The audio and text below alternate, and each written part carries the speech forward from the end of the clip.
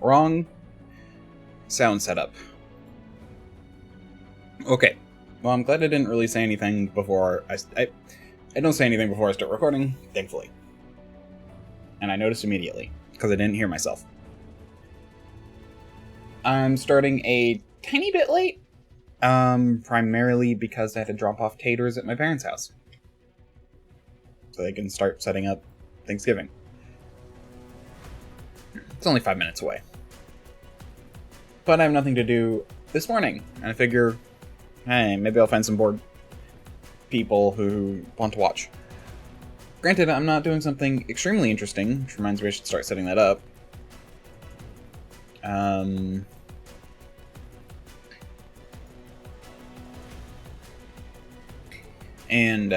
Yeah.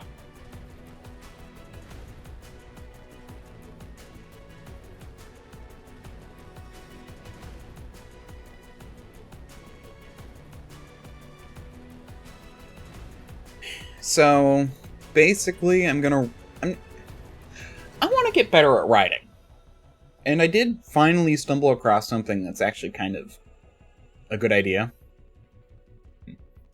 But anyway, or I should say a good process. I always hated outlines. There's basically, well, I don't dislike outlines. It's just, I really like this. It's called the snowflake method. It's about building on itself. Let me actually open this up so I can just show you.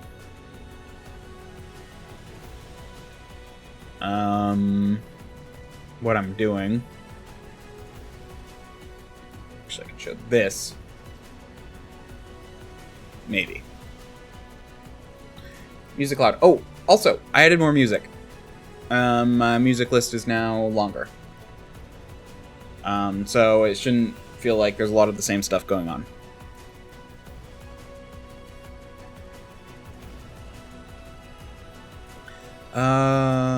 RPGs, Pathfinder. This is my folder structure. Ixpanor backstory. Where did I get the name Ixpanor? I stole it from another book I was currently listening to. Called Jake's Magical Market, which is pretty good. I just like the name, so I just stole it. I don't even know if I spelled it correctly, but I spelled it the way I wanted to. Because I listen to audiobooks, because I have a reading disorder. Doesn't mean I can't write. It just means reading is annoying. Which is why, up until now, I feel like I've never been a good writer. In part, I now realize, because I never read enough. I really need a chatting screen. I'm gonna...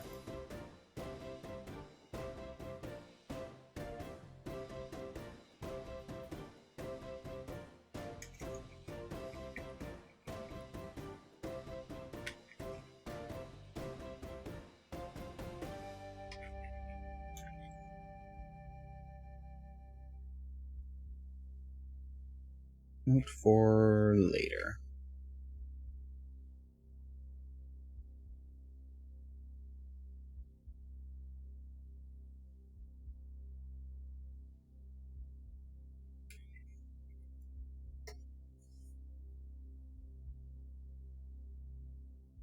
Okay. I just wanted to send a note to my artist being like, a note for later. This is something we should work on sooner rather than later.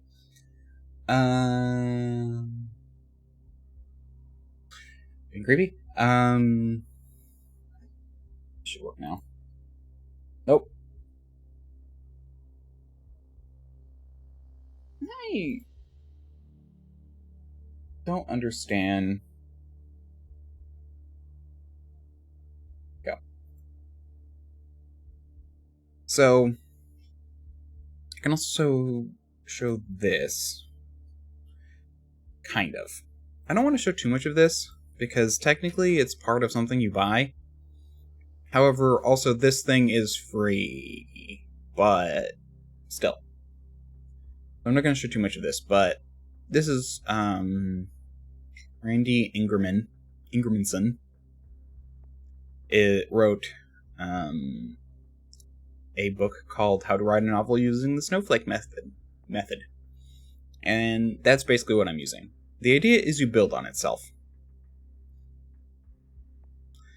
This is a free thing that I was able to get for buying the audiobook. Although I'm not sure, because you can literally just go to a link and download it. I'm not sure it's like literally as long as you have the link. I don't remember what the link is. Otherwise, maybe I'd just say it. But anyway, but it's just the overview. Like, this is the actual shit. Hold on. Apparently, forest sound effects is still in here. When I went back to doing all...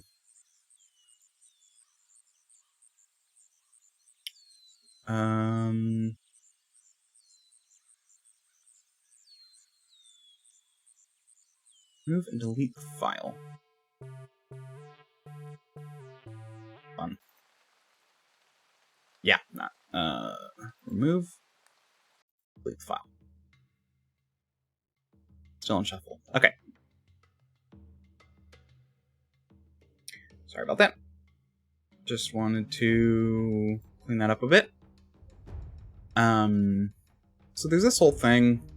It's kind of nice because he basically uses a story to teach you how to write. But then it just does a summary at the end. And that's this. What this is. It's the summary. That's at the end. Chapter 19 and 20. 10 steps, but basically the idea is you write a sentence. Then from that sentence you write a paragraph. Then from that paragraph you write 5 paragraphs. Then from those 5 paragraphs you write 5 pages.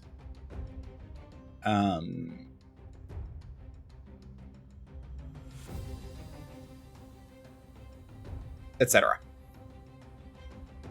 Well, then you organize your scenes and then write your book, but the idea is to expand out basically one sentence synopsis into a paragraph synopsis so it basically just helps you get the idea. The idea, though, is also that you constantly go back and re-edit things. So let me actually turn that off, because I'm going to need to be referencing this, but I'm probably not going to show it off. But I can explain some things as I go along. I like it.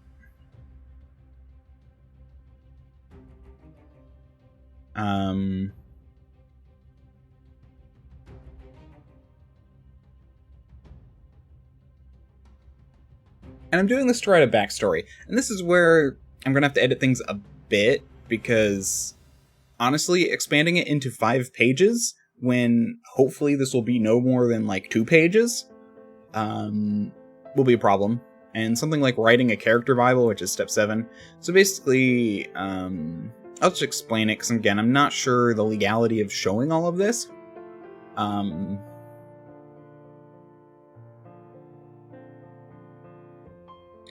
Oh, I'm like, why is the music so loud? And I realized, because I turned it up when I was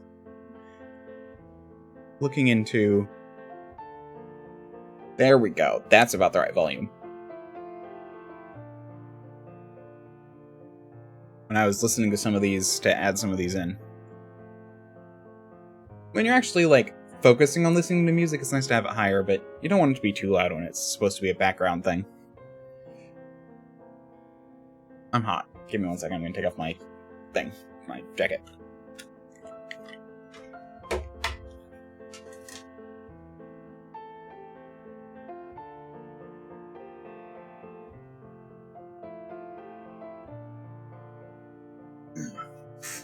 It's technically a kigu, but...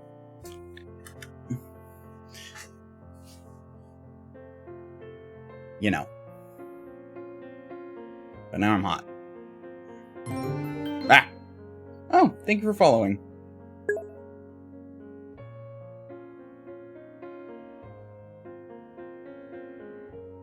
I do not do follows for follows.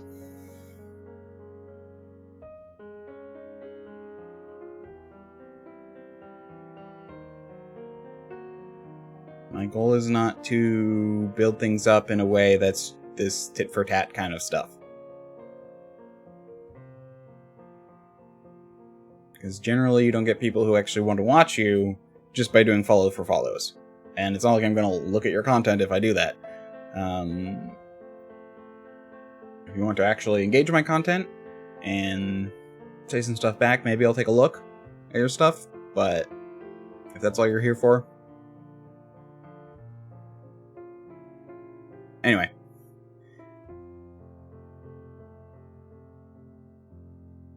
Inflated numbers is not the same as an engaging community.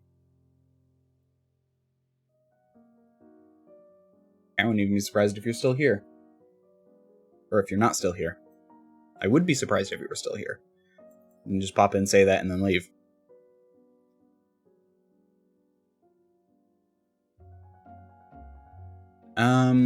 Right. I was going to explain some of this.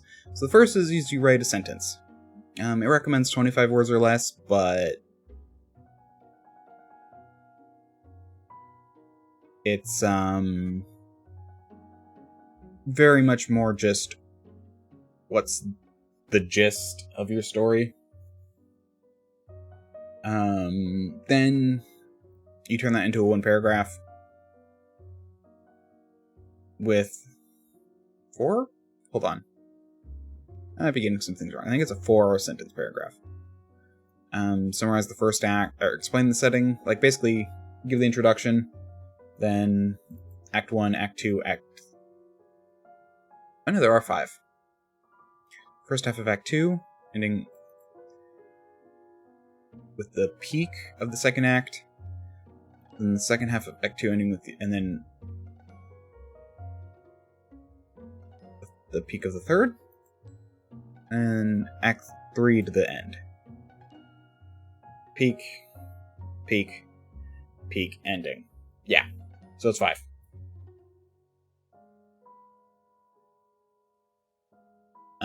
That's why.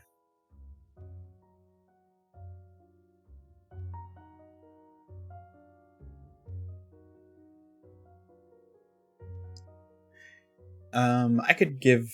Actually, let me show off...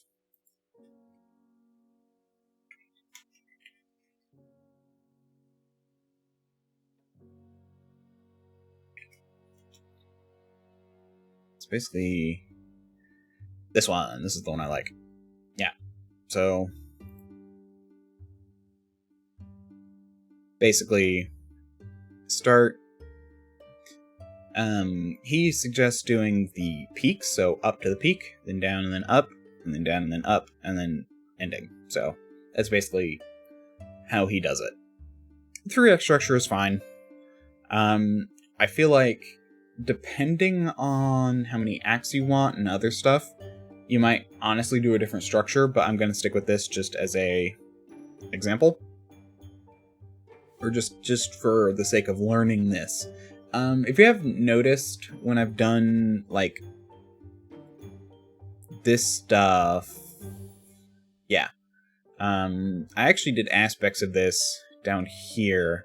Some brainstorming, which is basically the one sentence and the one paragraph.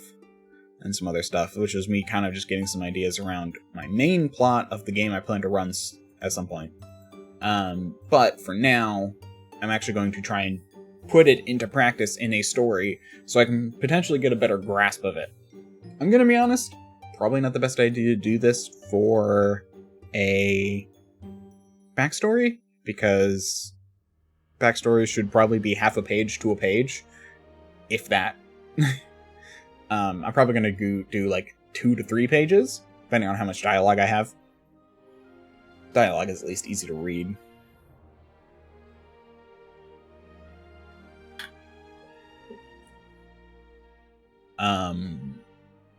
Yeah. So the idea, I'm going to give a TLDR version to my GM, but I want to practice this, and this is a good way. This is a good thing to do. This is so I'm using this to do it. Why did I put you in front? Also, why are you so far back? Okay. Sorry, just my desk was a little bit off. You know, I bet this in my Stream Deck, which I use to like do controls and stuff, which I need to do a little bit better. This area is a mess.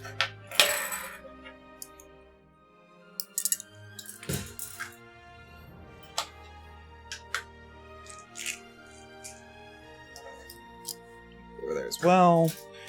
Okay.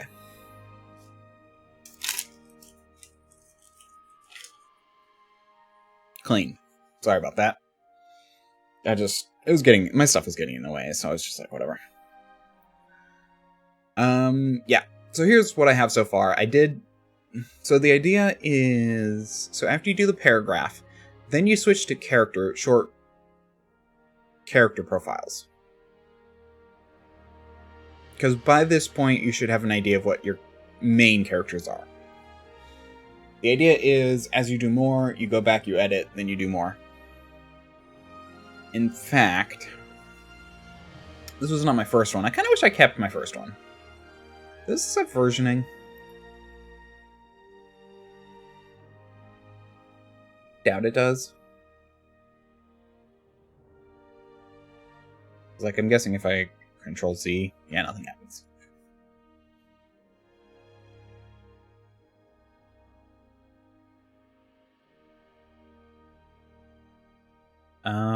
Yeah, so my character's name is Ixbenor. I'm playing, so it's Pathfinder. I'm playing basically the Awakened Familiar idea, although I've changed it. Just because I didn't want to... I did another thing I was thinking of doing, which was a sorcerer. The idea is that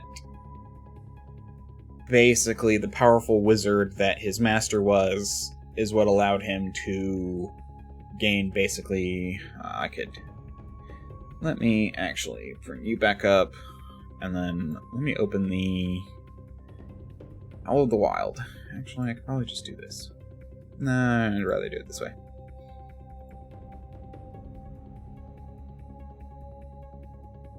Pathfinder 2E Owl of the Wild. Yeah. Oh, and Player Core 2. Yeah, I think I was working on this a bit at home, which is why it's on these. So the Bloodline I'm doing...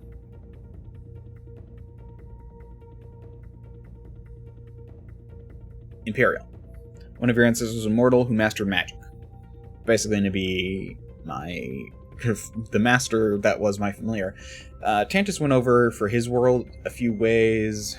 I can bring that up. Give me 1 second.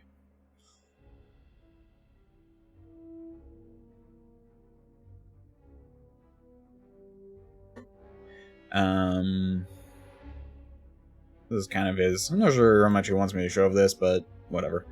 He went over all the different things that could be... all the different races that might exist in his world. We can even know the magic of the wild, or the old gods can create powerful results, or perhaps when arcane spells caster dies, his familiar survives, and that's when I got my idea.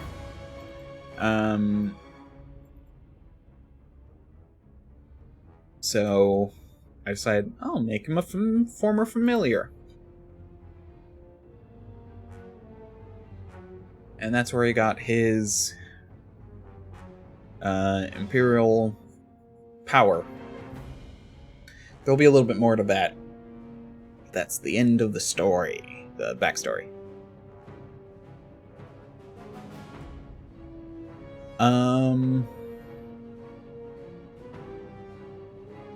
Yeah.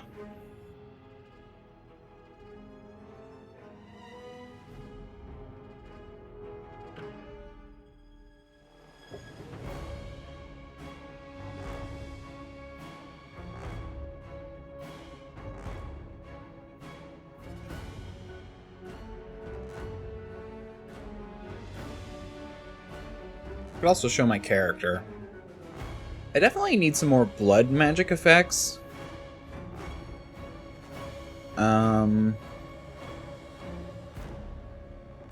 Channel magic, hour and rush movement.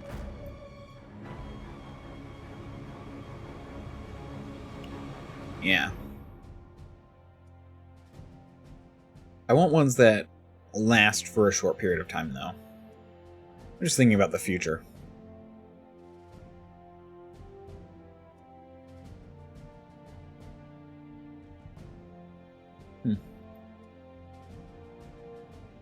No, it's podcasting. Oh, that's fun. It's actually really fun. So there's a animist on our team.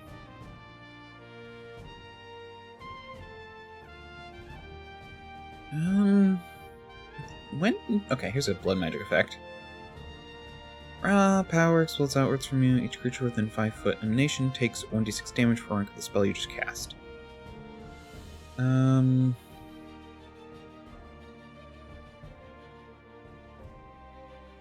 There doesn't seem to be extended blood magic ones.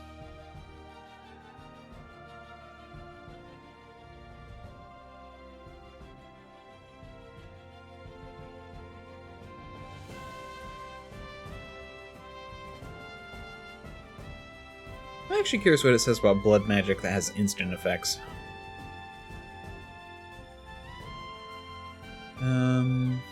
Blood magic effect, you know, benefit, begin play with benefit of bloodline.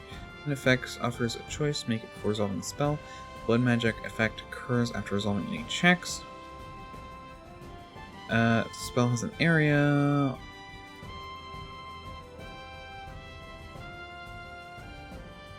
Yeah, so it only lasts a duration if you say it does, which is a little annoying.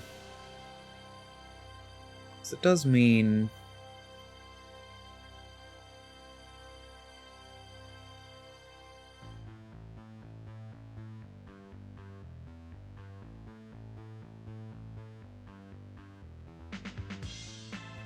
that I have to use a second spell to trigger the thing I want, the synergy I want. So I had an idea of... It's a spell from Secrets of Magic. Give me 1 second. I'm building a little bit more of a utility caster.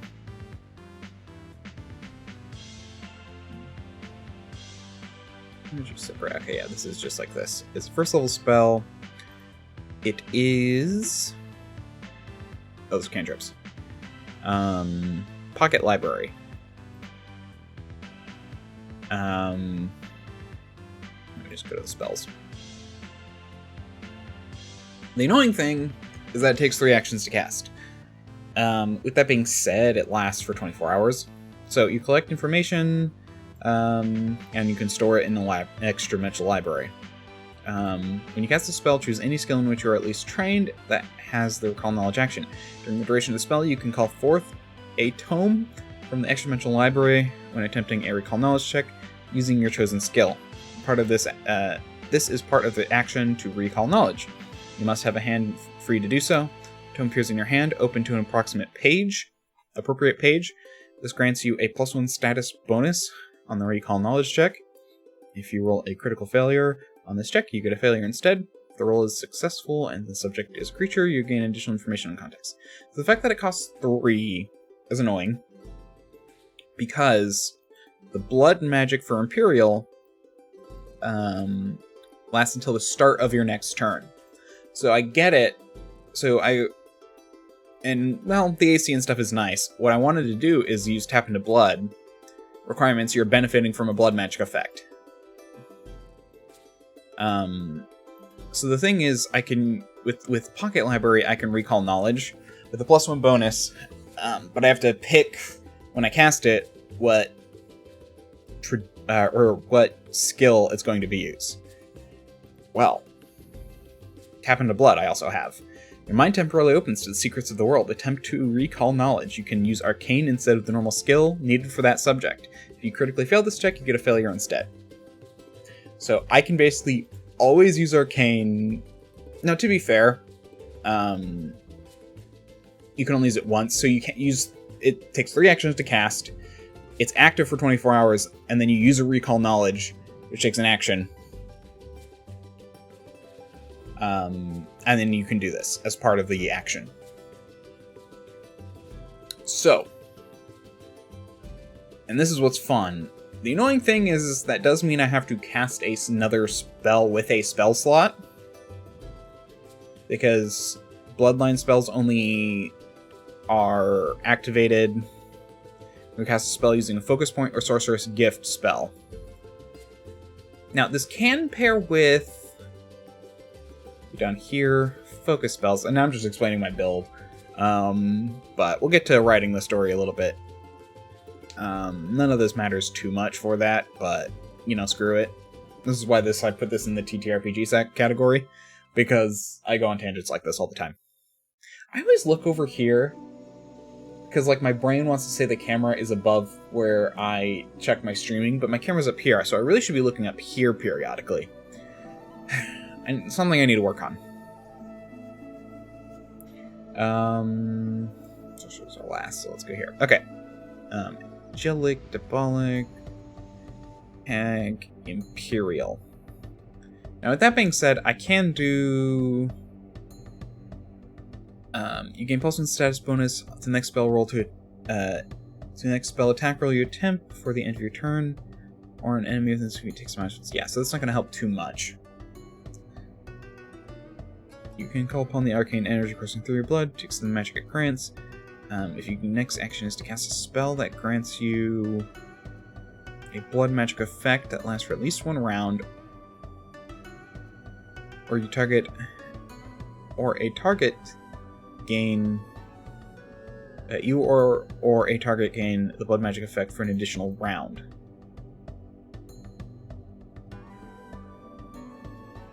I need to look up how spell shape works, actually. Because this could actually be helpful. Granted, I can't get that till I think... That's the wrong...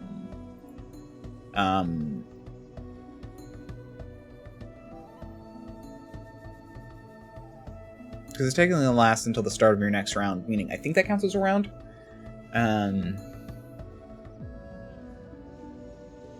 Which means... I'm actually curious. Hold on.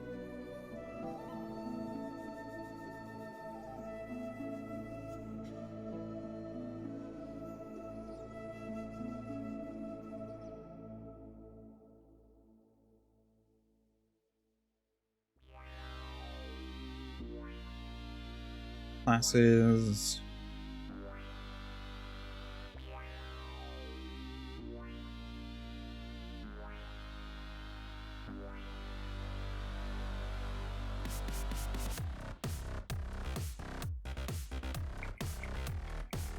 Problem is bloodline... No, it's blood magic.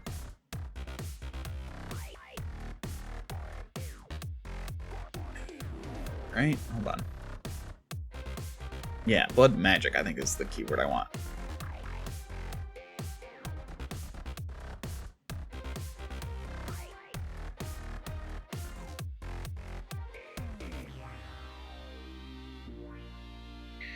Blood rising... Yeah, there's that one. I'm just kind of curious if there's some outside of the player group core.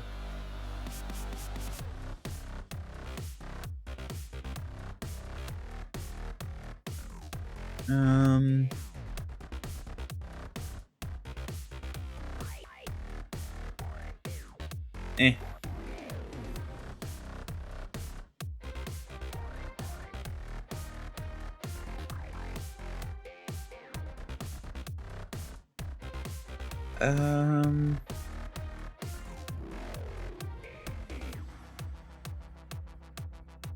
So basically, besides gods and magic, yeah, you need a bloodline that grants divine spells.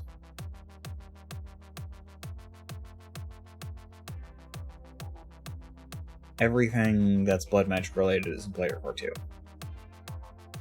Unfortunate.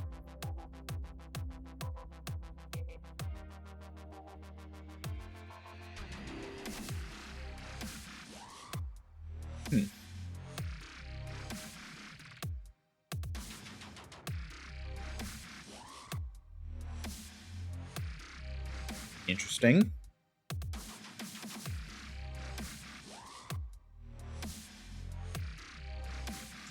Yeah, okay. Yeah. I'm a great streamer. I'm totally mute my phone. Remember to mute my phone, and then don't leave it muted for days, and actually remember to unmute it after I'm done, which is why I'm hesitant to mute it. What was I saying? Anyway.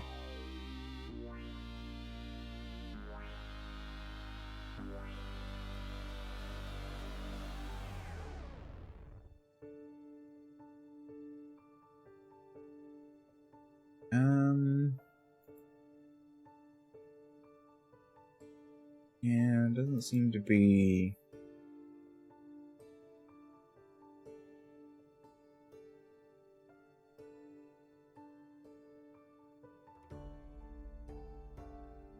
Yeah, I guess they don't really... Besides the two new classes in that book.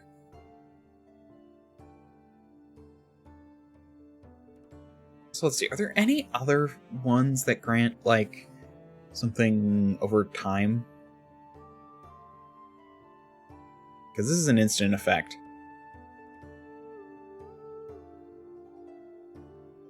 I do plan to get Arcane Evolution.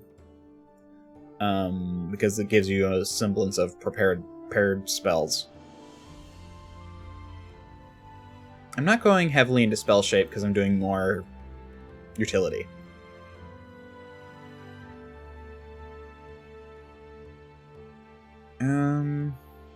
Yeah, this is just an instant effect.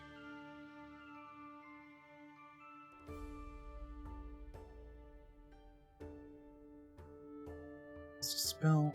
If your action would disrupt your spell concentration, DC 15 flat check. If you succeed, your action isn't disrupted. That's alright.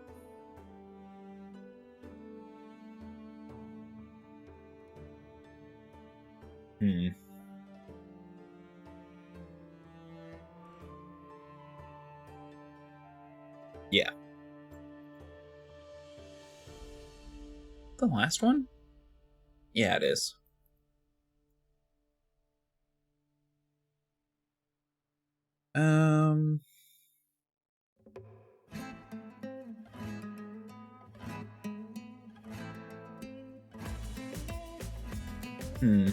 Like, this could be worthwhile.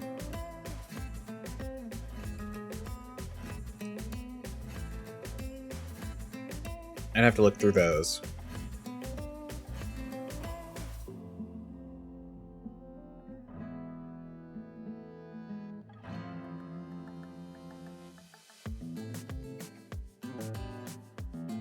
Yeah. Honestly, I definitely... Like, my plan is... So we're starting at level 2. So I plan to get Arcane Evolution. That's not worth it. Can't get those.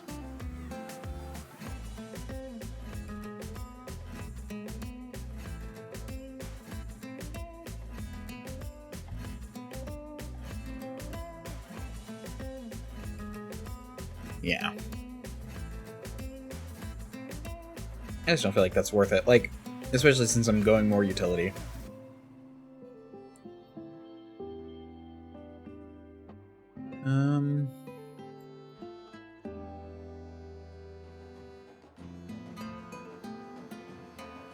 I mean, it's not bad, but I think the advanced build line would be better. Sorry, I should be reading these, yeah. Plus one status bonus to AC against ranged attacks.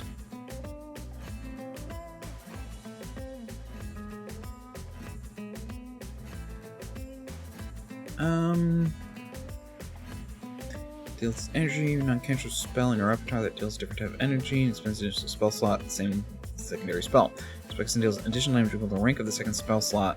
Spell's total damage is divided between the energy type of the spell you cast and the energy type. Okay, not really worth it. It's interesting, because you can cast Acid Fireball, but again, with utility, I'm not going to have a ton of, like, elemental spells. Greater Bloodline is really good. So answer spells to tear through an enemy's defenses. If your next energy cast spell ignores or target resistance to energy damage equal to your level. Applies to all damage the spell deals, including persistent damage caused by ongoing effects.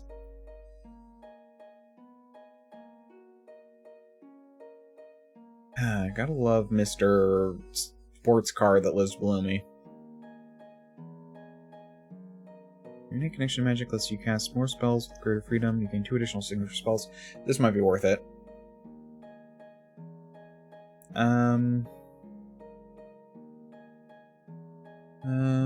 Those 2 it's lower than the source of spell slots you have.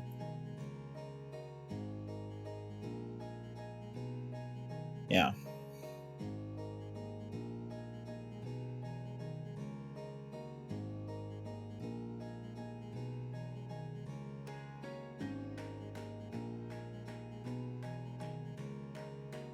I mean, this could pair well with the book thing that I was talking about. Because I could cast it and then use an action to do the thing.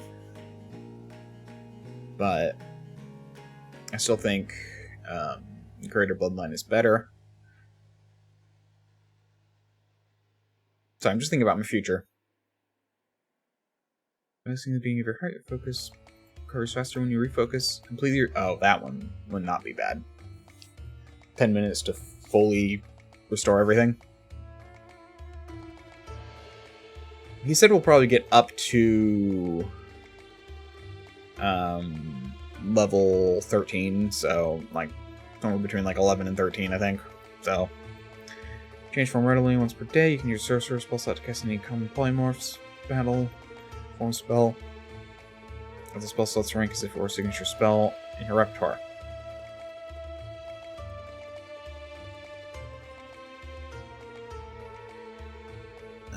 Okay.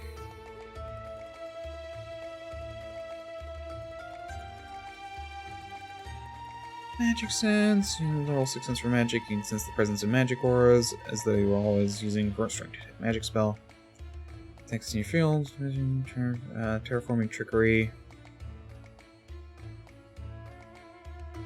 Either each space adjacent to you becomes difficult terrain, or each space adjacent to you is no longer difficult terrain. This doesn't have any effect. Critical terrains don't remove the damage effects of hazardous terrain. That just works. Okay.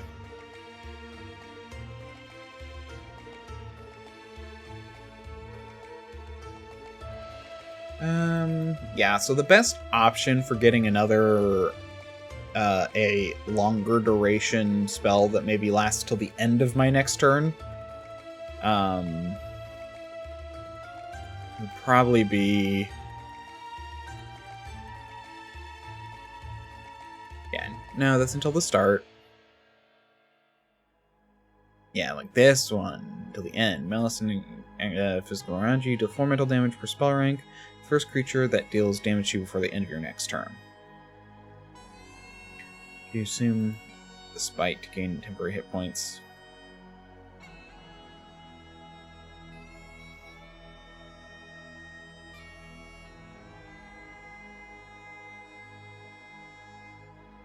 Performance check for 1 round. Yeah, like one of these, it's a little bit...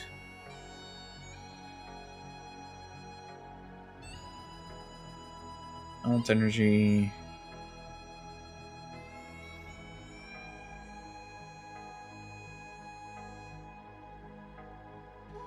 Round, target takes 1 spell rank. Yeah.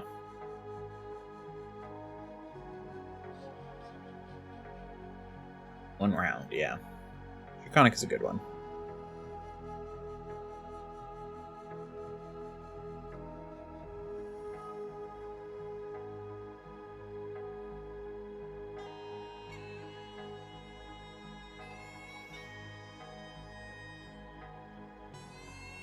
I would consider this to be 1 round.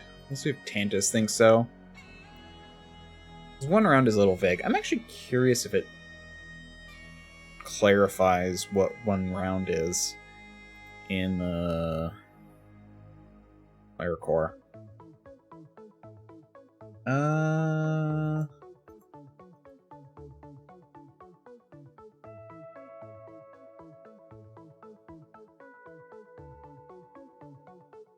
The round begins when the participant with the highest initiative roll starts their turn. Oh, 1 round means... Okay. which may also act as other turns for actions free actions.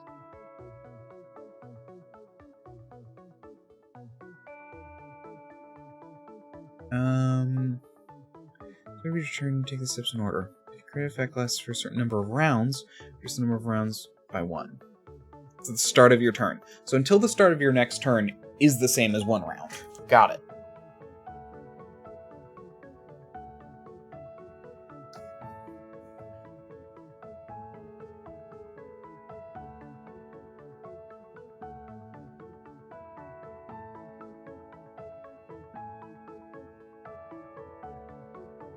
It's confusing that they should smooth up that language a bit.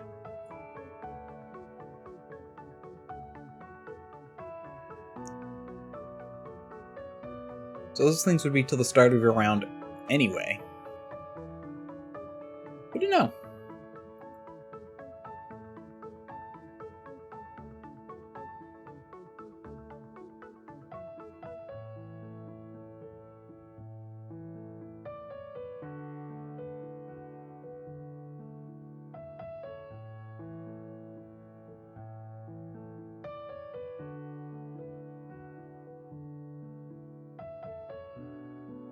Okay.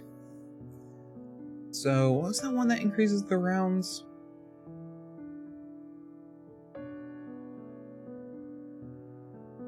That would be worth it.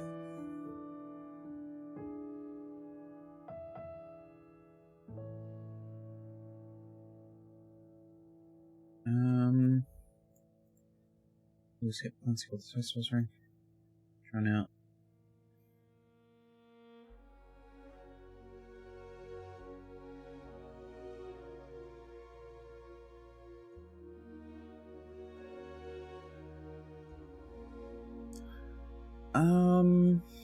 Is it? It's been like a 2nd level or 4th level. No, 6th advanced.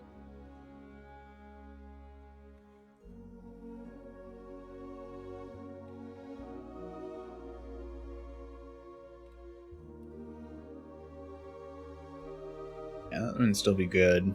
The thing is, you can only have 1 bloodline spell active, and mine gives me AC or saving throw. Yeah, it is AC or saving throw.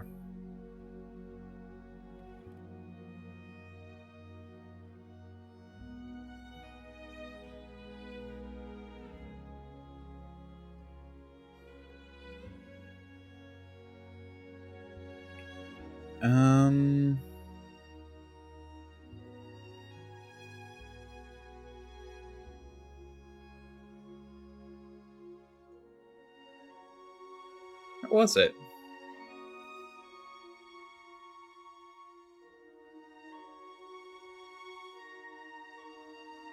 Mass bloodline.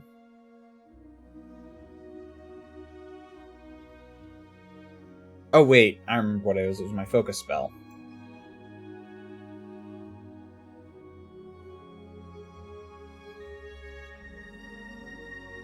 Yeah.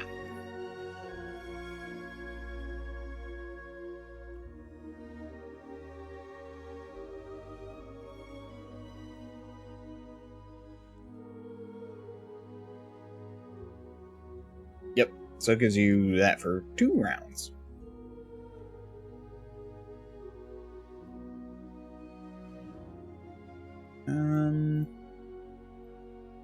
Creature.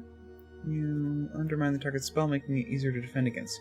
You reduce the spell's rank by 1, and the target of the spell gets +2 status bonus to any saving throw, skill check, ACU. You can reduce the spell's rank below its minimum. For example, a 5th rank Howling Blizzard will remain 5th rank. 5th rank Fireball will become 4th. Oh, you can't reduce. Targets still gain all the benefits, other benefits, even if you don't reduce the spell's rank.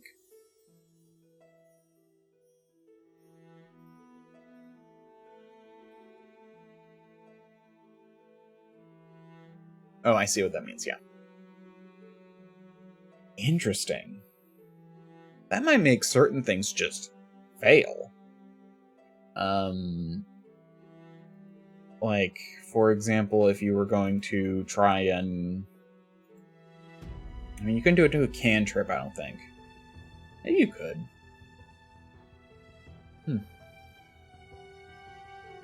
Because there are certain things that... There are spells which give you more... Those are feats. Skills or spells? Spells. Because there are definitely spells... I'm trying to think of them, but like do different things at different tiers.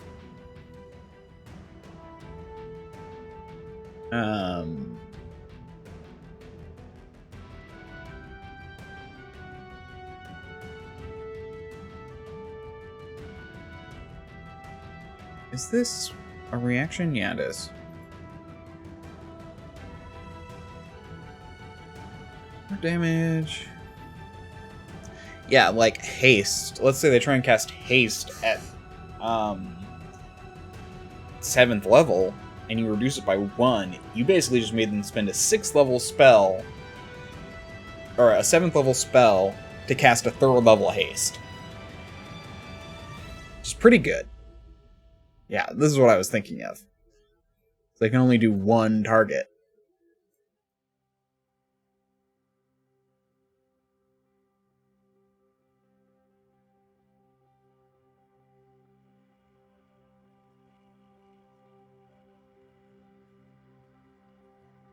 Okay, I should get...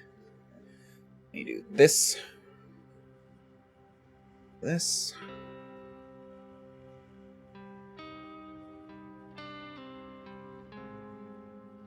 So where I was. I should start by reading this. Ferret familiar. So one of the suggestions is not to use names in the first one. Instead use descriptions. A ferret familiar does everything he can to protect his wizard master as his master faces the dangers of a war that threatens to destroy their homeland. Then expanding that into a paragraph.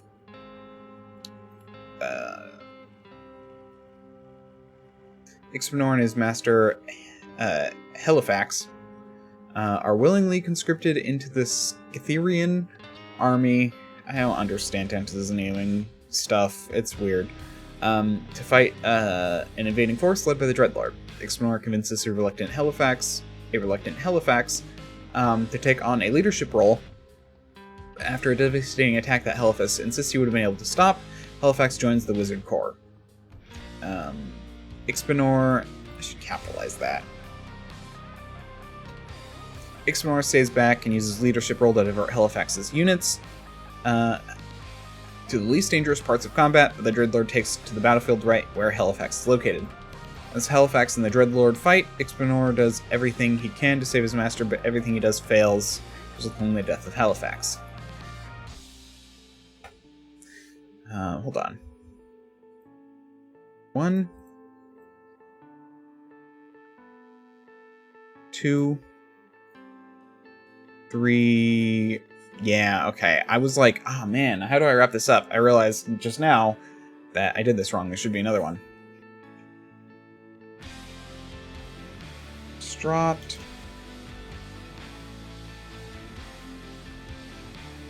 Ixpanor.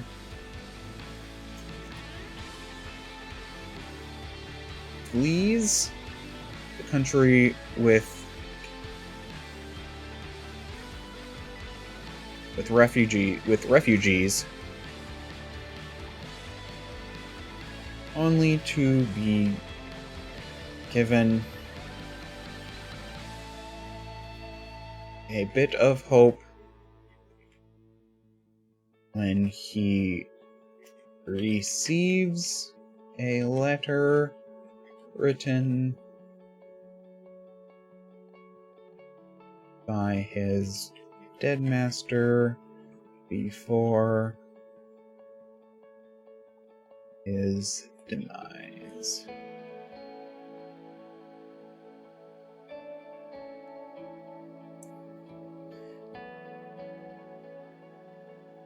Late master before his demise.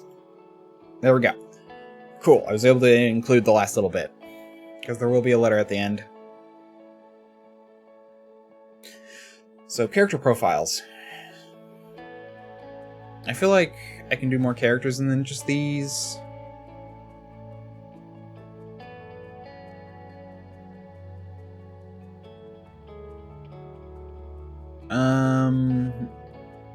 But I'll figure out more characters later. I'm actually curious, hold on. So I'm not gonna show, oops, didn't mean to click on you, go away. Come on. Oh, that's why. No, not right now. I clicked on the wrong app and then it tried to update. The thing I wanted to look up, so I still need to do Halifax's one-page story.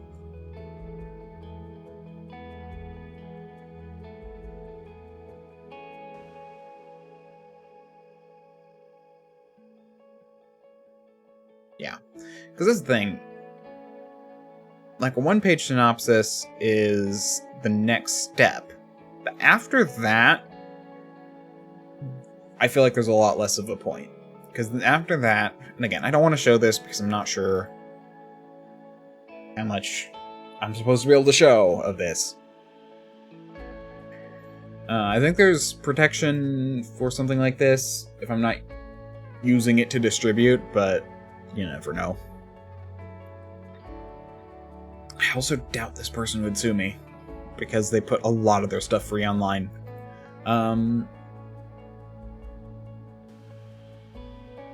Yeah, like a one-page character synopsis. Have a page to a page. That'd be a lot.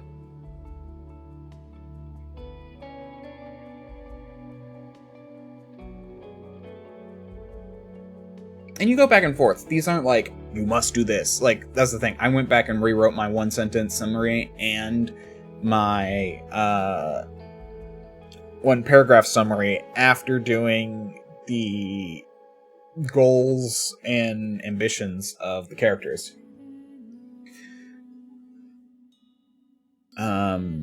Yeah, and then the 4-page synopsis, again, that'd be bad because it's longer than my story. I think...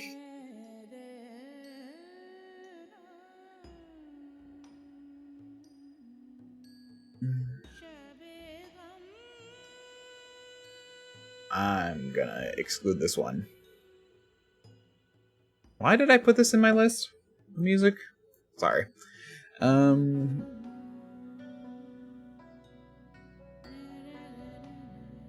Guess it's not bad after the beginning.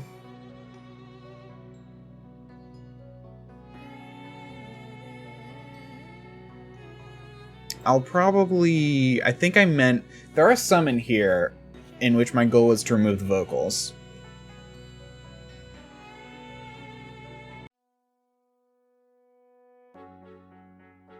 And that was probably one of them. Where was I? Oh yes, so character synopsis I might do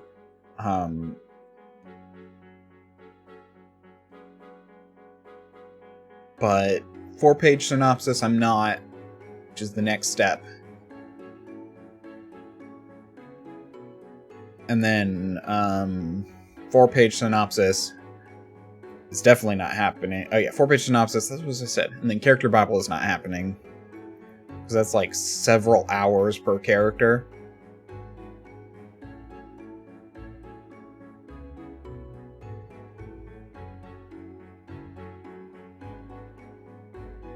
And that's where you get things like visuals and stuff. And you just go over like everything.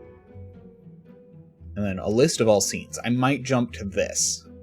So I'm probably going to jump to 7 after 5. Potentially even 4. And start going over scenes. And then you write each scene. I'm going to be right back. I need to go to the bathroom. Still need to fix this, but anyway. Let me set up the timer. I really should, even though I don't always use it, I really should add this to my initial list of things I start with. Anyway, I'll be back.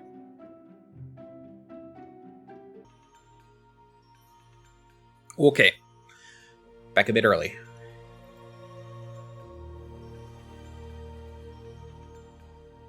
So where was I? Oh yeah. So I'm definitely not doing the character Bibles.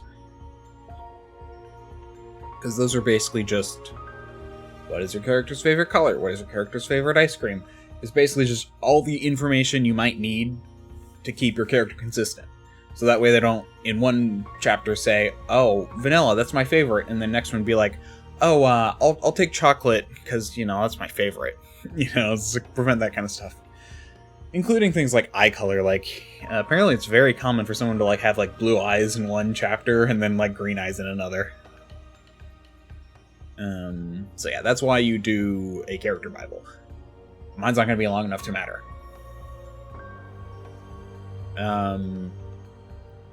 List of all scenes, I'll probably do this. Write a plan for each scene. List of characters in the scene. It'd be interesting. In fact, step 9. Let me do this. Oh, well, I'm just explaining it anyway because I'm not showing it. So, might as well come back here and go, yeah, step 9. There's a whole thing about positive scenes and reactive scenes. I did read his scene book as well, or listen to his scene book as well, so I understand what these are, but there's a whole thing about these. He wrote a whole nother book on scenes. I wonder if he has another one planned. Honestly, I wasn't as big of a fan of his scene book.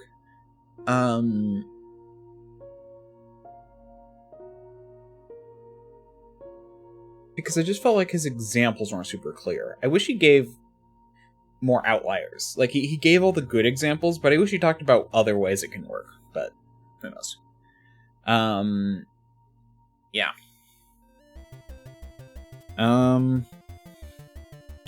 you can see the basic of proactive scene, goal, conflict, setback, reactive scene, reaction, dilemma, decision.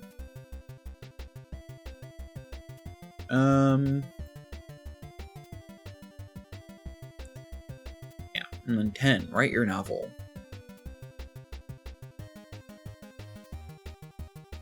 Also remember, and then closing thoughts, remember, not everyone is a snowflaker, and that's okay. Some people must write seat of the pants, some people must write a synopsis. Some people have other creative paradigms. What matters is that you find the way that works well for you, so that you can write the first draft of your novel. Not actually writing a novel. Maybe someday.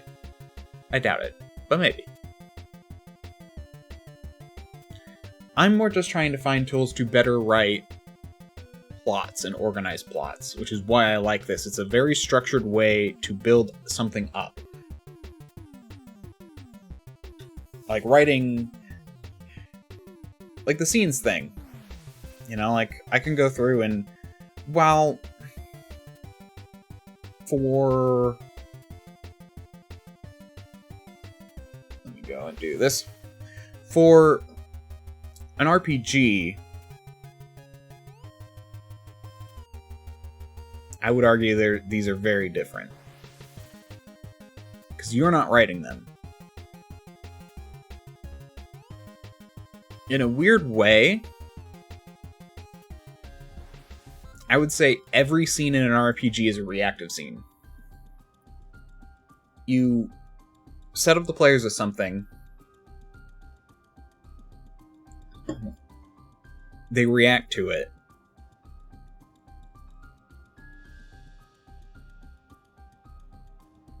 Actually, I would almost say every scene has both of these. You have enemies, which have a goal, and the conflict is the players, and then they have a setback. So it's almost like your enemies are the main character in this sense. A reactive scene, and whereas your players are going through a reactive scene, they're reacting to the goal of the other character. They're faced with the dilemma of that character's conflict, and they have to make a decision, which then results in the setback. It's almost a good way to think about it. I have to keep that in mind for the future. That's not something I've heard somewhere, that's just something I made up right now. So other characters can do some things. Or the enemies can do... because in the end, at the end of every scene, you actually want your players to win. Now, you can actually flip it on its head. Because your players should have setbacks sometimes. But in theory, the idea is for RPGs to let your players succeed at every step, but limit how fast they succeed. You don't want them to, you know, kill the big bad evil guy as he's ranting in the tavern when they're level 1 because you forgot that because you gave him a crappy will save and the you know, cleric casts hold person and he just keeps failing, and while the barbarian beats him, even, you know, like, you know, you don't want that to happen. You want to limit their success, but they should be making progress. Everything they do should be making a bit of progress. You can have setbacks, but the setbacks should not be... Well, that's not true either. I was about to say, their setbacks should not be taking away something of theirs. You can take something of theirs away, but...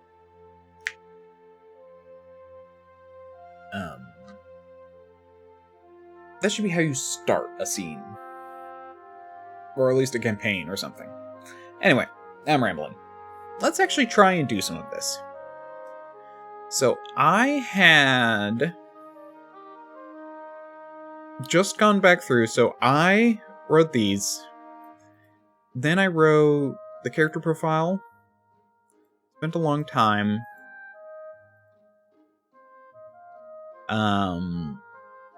Going through these, and after I decided on these, I went back and rewrote these. Now, I do need to write the one-paragraph summary of Halifax's story. By the way, I just like the word... Halifax is literally me stealing... Halifax. I basically literally just altered some spelling and changed it first, because I just like the name. It's a place in Nova Scotia? So like a city in Nova Scotia, or a town or something, I think. Well, it's in Canada at least. I don't know if it's in maybe it's near Nova Scotia, I forget. Anyway. But I heard the name one time and my brain just went, that sounds elven. Which is funny, because it's actually it's actually from, like, the native language. I looked into this. I'm looking this up.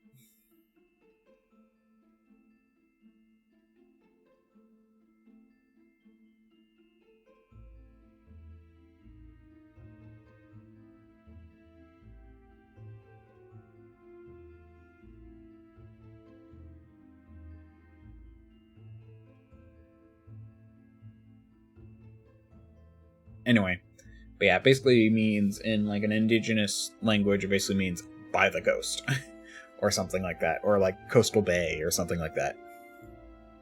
I still need to do the Demon Lord, but he's going to be very straightforward. Then destroying the 10 Kingdoms.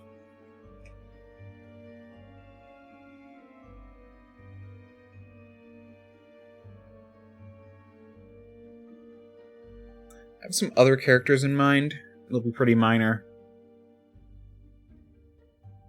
Goal for the story. Okay, also, so ambition is a general ambition they have, whereas goal is the concrete goal for the story.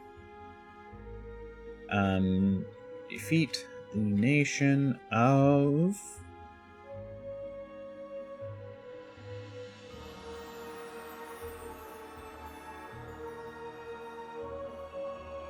There we are.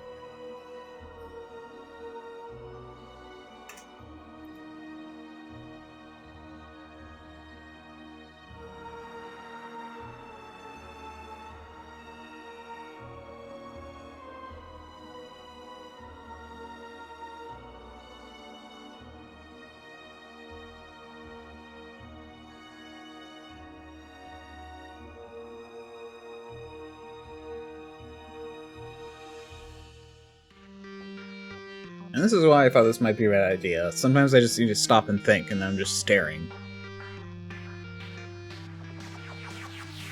Intensely.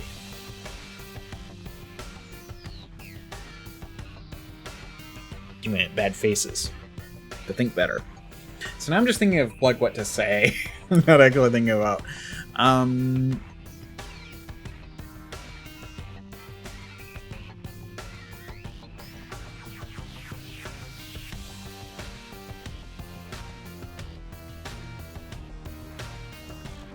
It's basically just destroy the 10 Kingdoms.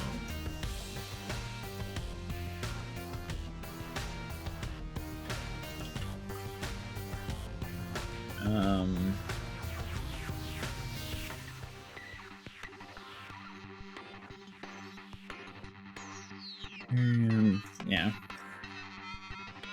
There we go. Easy. Conflict. The pesky army keeps trying to stop the Dread Lord. Tantus's characters are like freaking caricatures. I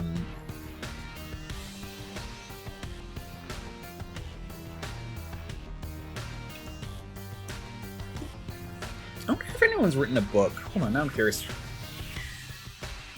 Has anyone written a book about how to plan RPG?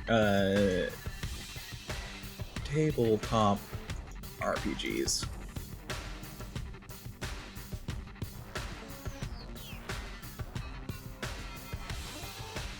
Science-based RPGs and full experience gathering and playing.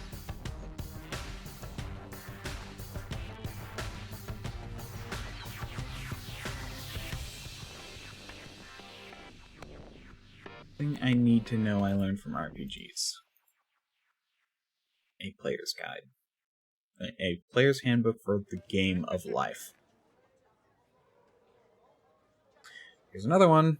When I added in all the stuff, I basically just re-added in everything. I put everything into my all category, and then I just re-downloaded everything into my all category. My problem is that when I remove it from here, that's actually why I'm deleting it. Because I actually set up a new file, so that way when I do this, I can delete the file. And hopefully it sticks around. Where are you?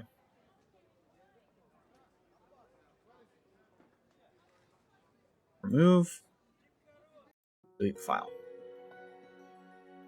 Okay, if I run into any more, it should hopefully not delete it permanently, although I wouldn't be entirely against it, because I do have it saved on my TTRPG, or my whatever.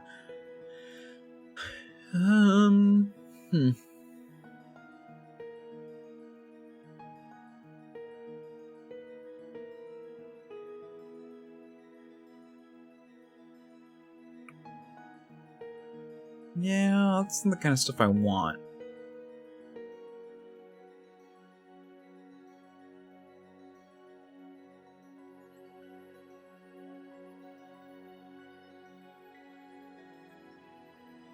I'd be more want something about how to plan one.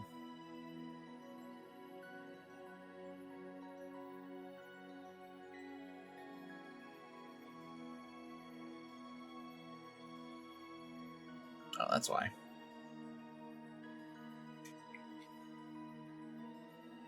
Nope, I do want plan.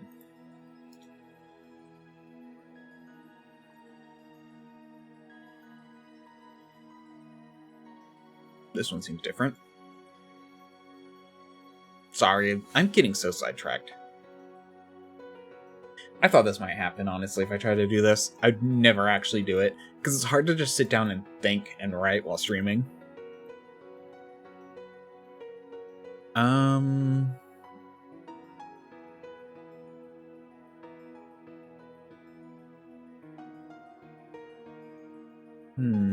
Yeah, like, this might be good. Because I just want better ways to organize TTRPGs. Do you have on Audible? Because I generally don't care if you don't, because they do have Audible.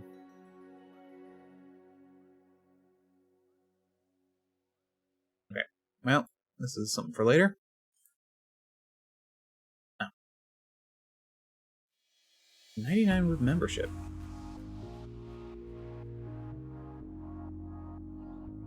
Let me put this somewhere where I can find it.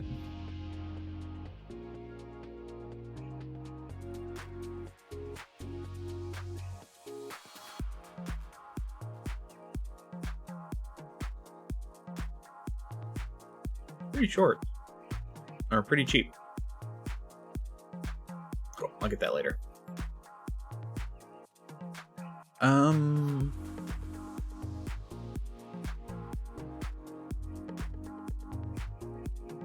What's it doing? Oh, yeah.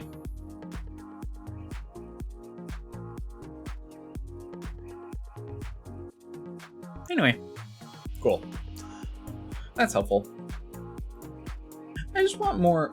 Basically, the way I've always worked is I just basically gather information on how other people do things and then cobble it together into something that I like. Which is why I have a very good system now that I developed for planning each session. The problem is, if I want to plan a full campaign, it's a little different. And if I'm just going to do a long-running campaign, I generally just do session to session, and it's fine. And I generally have an overarching idea of where the story is going, and then I just figure that out from session to session. It creates longer games, but it's fine. So yeah, it's something I want to do. So the idea of values, and actually this will come into play when I run my character. Nothing is more, and I like this actually. These will change. Like, I should actually figure out what this character will be after this is all over. Currently, nothing is more important than helping those around you. Nothing is more important than physical safety. Nothing is more important than continuation of relationship with those you love. In fact, I can do one more. Important than revenge. Because effectively it's revenge against the people who exiled him. Anyway. So yeah, my character is going to be very cowardly, but he will step up to help those around him. Basically, I will always be behind cover in the game. I plan to pick up the feat in Howl of the Wild when we reach level 5. Scurry, you roll initiative. You're tiny sized and you roll initiative. Your instincts move to safety are strong. You stride. You must end your movement in a location where you have cover from at least one enemy you can see. And you can't take this action if it's impossible for you to do so. You can climb, fly, or swim instead of striding if you have the corresponding movement type. So yeah, I'm planning to take that.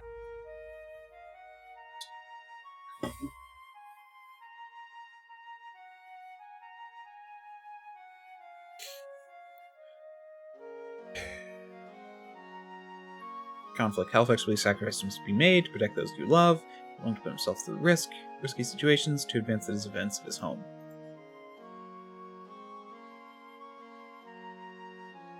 And his epiphany in the story will be you can't always save those you love. All his trying. And Halifax will be... He knows that life... Conflict. He knows that life with him is all Ixpanor has ever known, and fears that Ixpanor will not be able to survive without him. Epiphany, Halifax leaving a land where Ixpanor can thrive is more important than protecting his delicate psyche.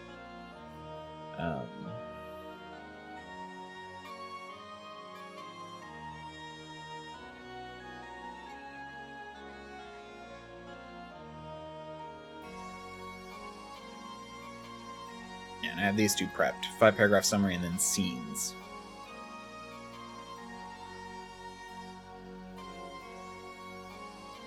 Part of me wants to work on scenes, because I already have some in mind. Let me take a look at the book for what I should include in this thing with the scenes.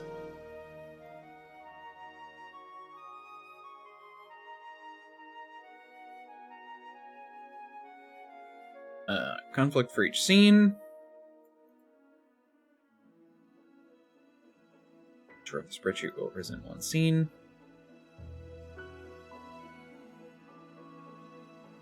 You want one column to tell the point of view of the character. Another wide column will summarize what happens in the scene.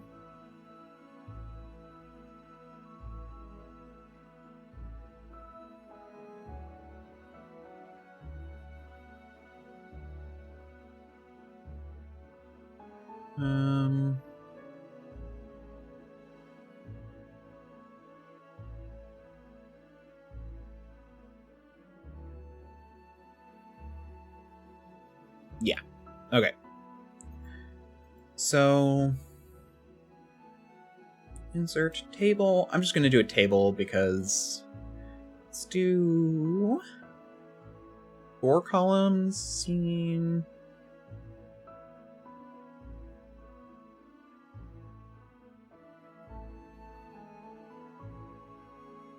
I don't know why I did just 2.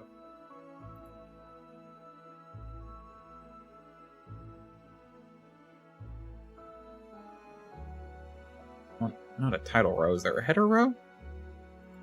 There we go.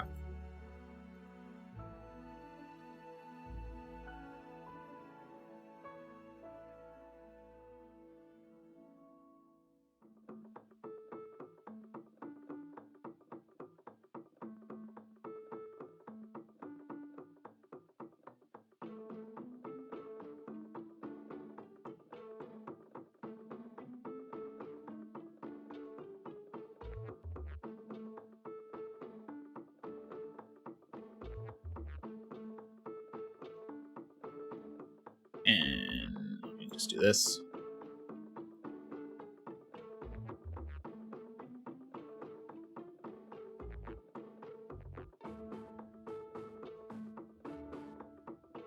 What? Oh, that's highlight color. No highlight. I want... Can I do cell color?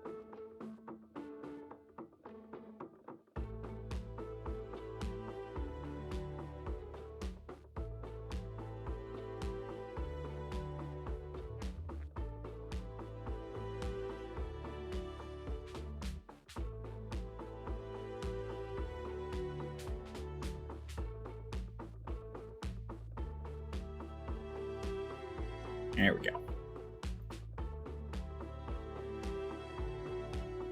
Scene. Characters.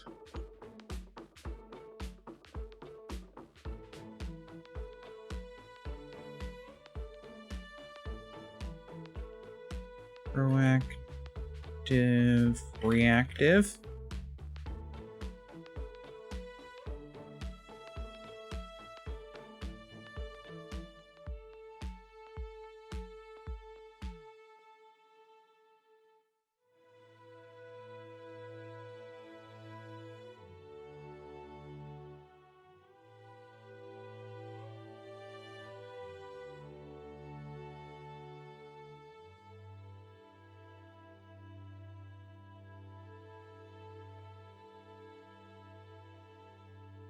Timeline?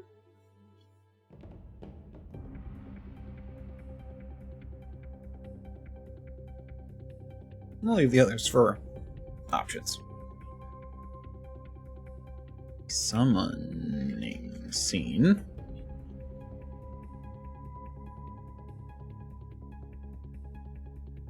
And this is kind of the thing where I'm just like, I might as well come here since I know some of what I'm doing. But actually going through and doing like all of this is a whole different thing. So I'm just gonna do the ones that I thought of already. Halifax?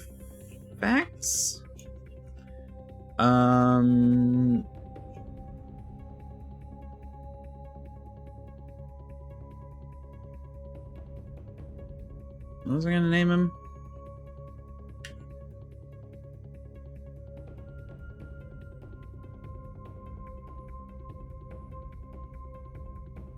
Sturin or something like that.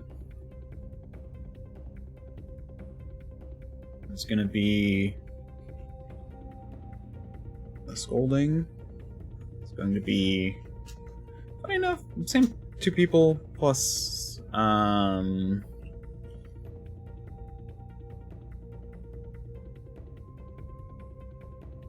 they called?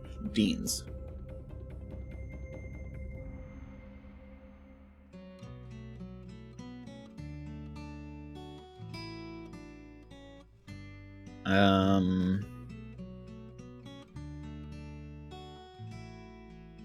Gene Plan. Plantia. Yeah, it seems relevant enough, sure.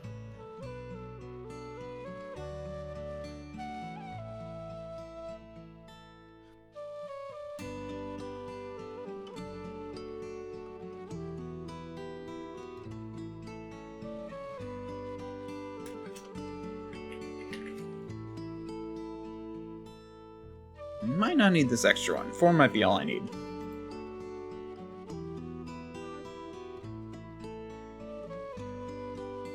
Nope.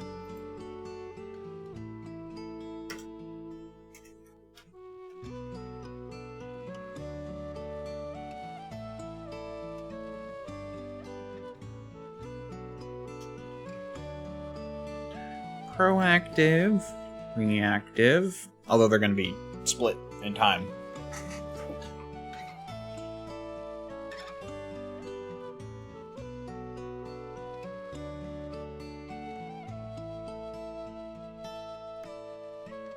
Much, much later. I know the letter. Ignore.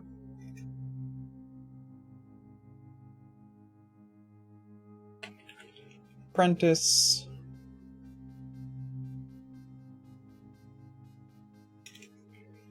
Quadrin.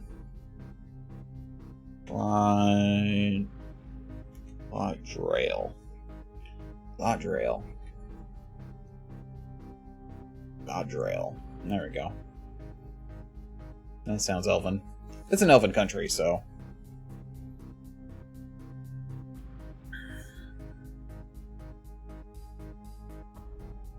So yeah, these will be good.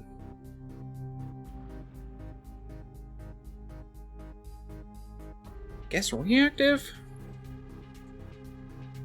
Yeah, reactive.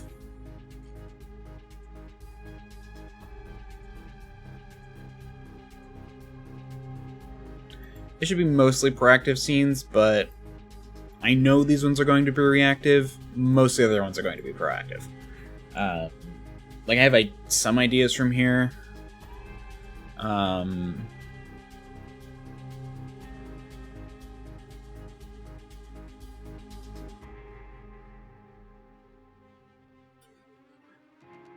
The explosion will probably be the next scene.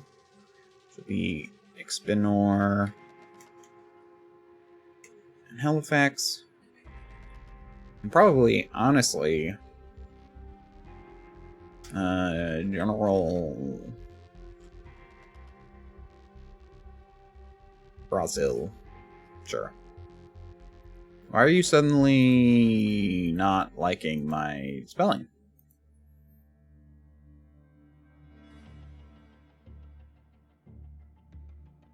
Yes, I know Halifax is the name of a country, or a city, but I don't want it. I already added you to personal dictionary. Dictionary.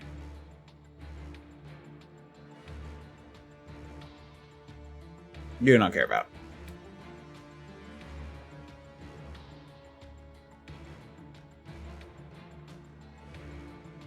It should honestly be the conscripting.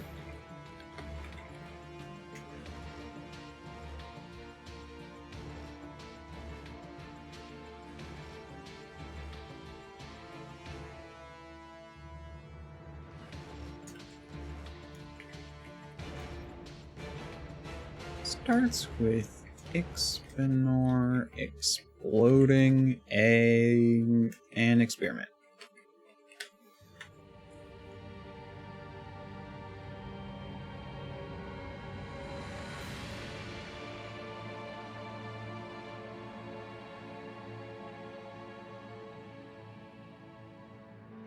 Yeah.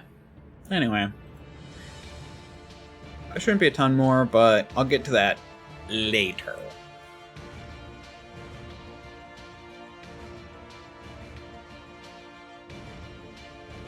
The thing is these are not mentioned, but it's basically just the origin of my character. Basically, it's a animal summoning ritual gone wrong, because it summons a baby ferret rather than an adult, which is the idea. Scolding because Halifax does a ritual that's far above his skill level and somehow succeeds, and that's how Expinor is going to be like awakened. Because awakening is a 6th level spell, and I plan to do this, make it be when he is young.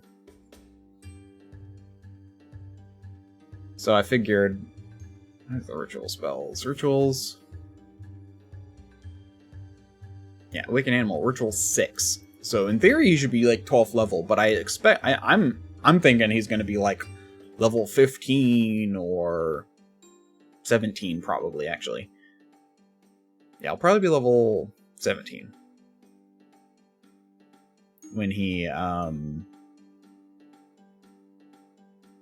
17 is when you can first cast 8th level spells, I think.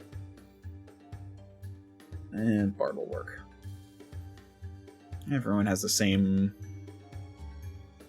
no, 19 is 10, 17 is 9th, so yeah. He'll be one of the more powerful mages, but he'll still die by the hand of the Dreadlord, because Tantus has a immunity, which doesn't make sense to me. I actually asked him, like, do people know... Because he died twice and then came back. Have people looked into that? And he's all like, oh no, they've been too busy defending. I'm like, they'd send specialists out to go and look for that. Like a way to kill him. That is not something they just wouldn't do. I do not understand Tantus's world where he kind of treats people like idiots. I think he gets mad at me when I actually use logic for things. Because I was like running a game, and they were in a police station, and the police was like using like actual police tactics to interrogate them, kind of. It wasn't an interrogation because they were claiming to be returning lost property. But they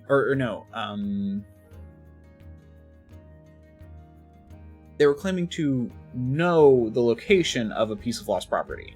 So the police officer asked them to describe it. And Tantus got annoyed, like, shouldn't you know what this is all about? Or shouldn't you know what it looks like? This is, I thought it was your job to know this stuff or whatever. And I'm like, and then I had the police explain to him, like, well, sir, this is to make sure you're telling the truth about what you found. And I was like, oh.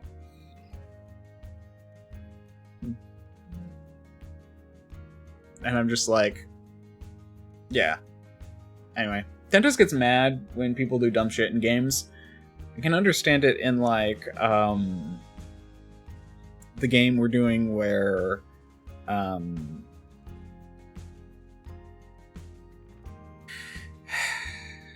Joe, the person who plays Tantus in the Pathfinder game we played, on his channel. I can understand when he gets mad about that.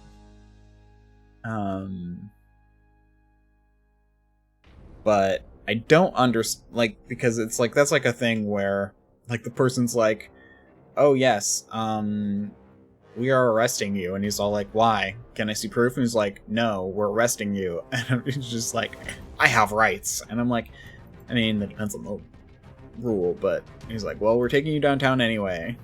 And my character just surrendered, and he got mad at my character.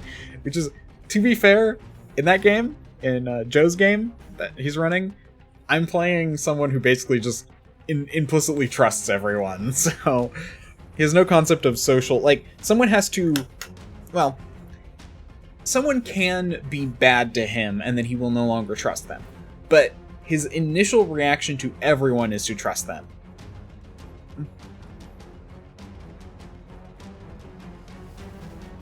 Basically has to be, oh, you're a bad person. Not, it's like, people are implicitly good, right? Well, not in a world where people try and kill you. Anyway, but yeah, I can understand, like, poor police tactics and that kind of stuff. That's why I was like, when he got mad at me, and I'm just like, no, I actually have a reason for this. Hello!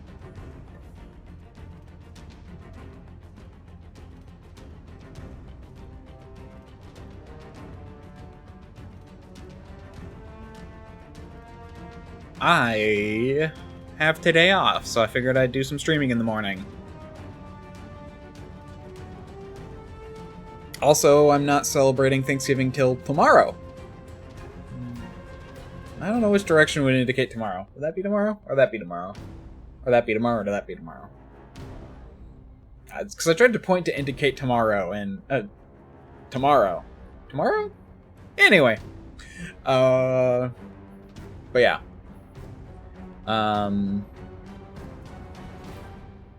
Yeah, I'm also not having Thanksgiving till tomorrow because basically, my ailing grandma who has dementia, we can't get caregivers for her today because all the normal caregivers are off. And so my mom, my dad, and my 2 sisters are going to go up there, spend Thanksgiving with her, and then we're celebrating Thanksgiving as a larger family tomorrow. So I have the day off, nothing to do. I could have gone down there, but I decided not to because I'd rather... Because I know me and my chronic health issues, if I exert myself by going down there today, I'll be too tired tomorrow. Let's pick a day for me. So. Also, yeah, this is like the 3rd time today. There's like been 3 times today. Or sorry, not 3 times today, but... Yeah. This is the 3rd time in recent history. I'm doing good right now. I'm actually doing really good right now. My chronic pain is, back down to more normal levels. It was really bad for like the past 2 weeks, and I was going in and out of just being either like, okay, I'm doing okay, no, I'm really bad. Okay, I'm doing okay, nope, bad again. So that's been like 2 days of that. Or 2 weeks of that. But thankfully I seem to be doing better now.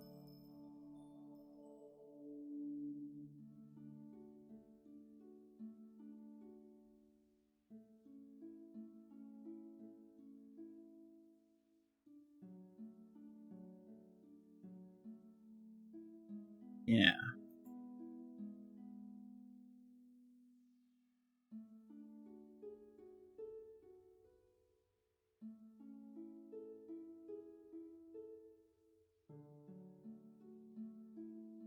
I should probably do...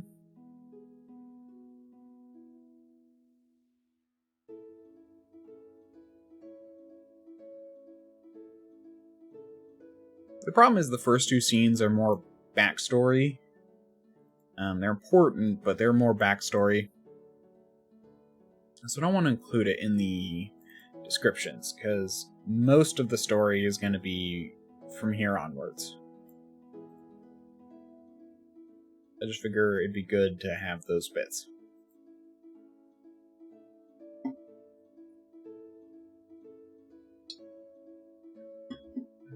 Also, if you're curious about what I'm doing, I'm writing a backstory for my character for the game. I'm planning to write like a 2 or 3 page backstory, which is generally frowned upon, but I'm trying to do I'm doing this to try and teach myself to... Yes. Hold on, let me just confirm that real fast. I'll just write confirm, because I saw it.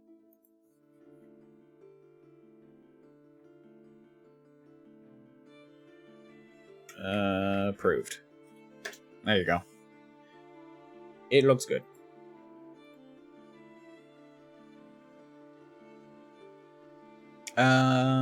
So the game with Ada is now over.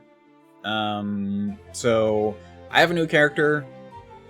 It's going to be the ferret familiar of a mage, or of a wizard, and he is going to then be the character in the next game. So I'm doing the backstory where his master dies. Yep. So who knows? I might ask you to draw a character. Again.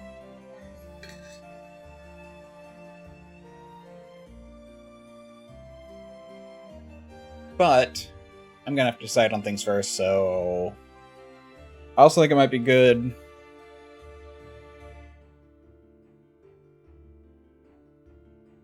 Yeah, it depends on it, because I haven't decided on his look yet. More clothing is what I'm wondering about. And stuff. Because he'll be a ferret, but he's an awakened ferret, meaning he's intelligent.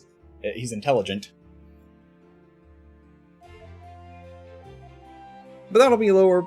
Well, when it starts, it'll be slightly higher priority, but I have no idea when the game's even starting, so it's not really worth...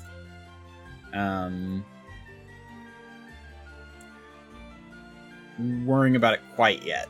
It'll be another, like, few weeks. But I'm willing to pay you for another character like Ada. I won't go as overboard. I'll probably just do a bust, basically, because it'll be mostly for a token. I mean, like, I can show...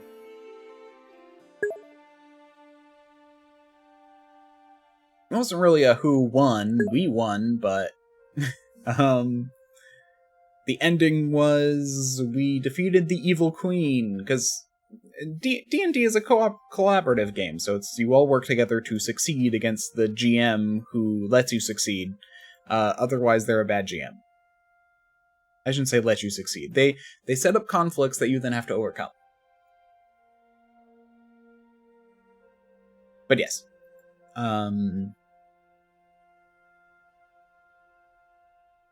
But yeah, because in the end, most of what people saw, and this is why I'd probably do something simpler. No, we weren't. It was normal D&D. Technically Pathfinder, but normal D&D. What was it doing? Yeah, images. Because basically, I did have this as my character profile page, but in the end, I ended up doing... Part of me, actually, to be fair, I did say this. The reason I went overboard on this was honestly just to test you as an artist to see if I wanted to use you moving forward with all this other stuff. I'm not joking, that is literally why I had you do this whole thing. I just wanted to see what you did and how it worked. But in the end, what I ended up doing was turning Ada into a token, and this is 90% of what people saw. So honestly, going back and doing what is basically a bust with no background, would probably be what I'll pay you to do next time. Because there's not much reason to do that much extra when 90% of what people will see is this. Which I actually took from here. Just because the white background is a little bit better for the token. You could actually see what the character looked like. But I did like all of this. It helped in my imagining of the character, which was worth it. And also let me test your character, test your art. But basically, it's gonna be a ferret.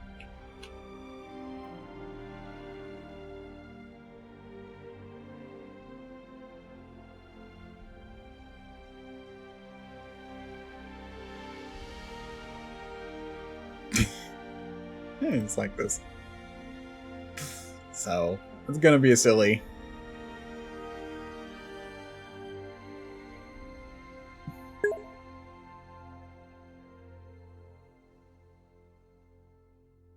Yep. No, I mean, I'm not, like, defending myself or anything. I know you know that's a reasonable idea, but... I mean, I think I told you it at the time.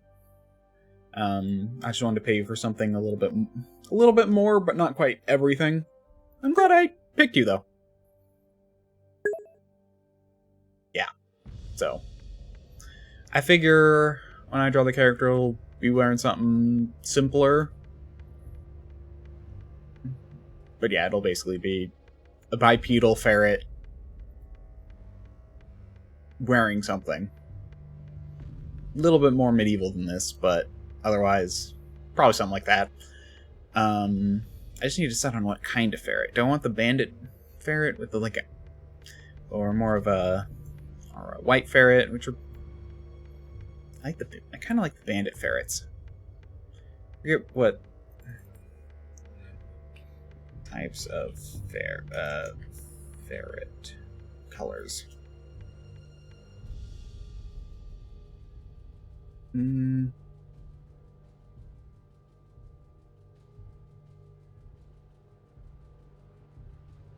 No, bad.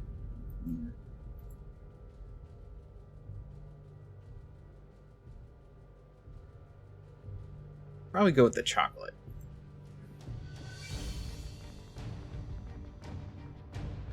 I love the band in front of the eyes.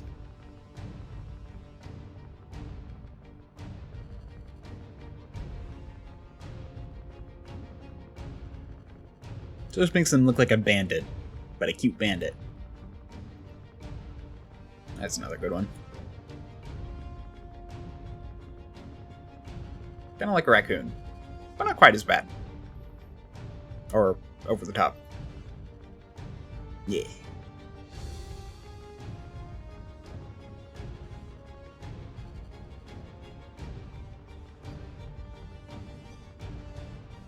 Yeah. I just realized this is kind of off to the side, but anyway.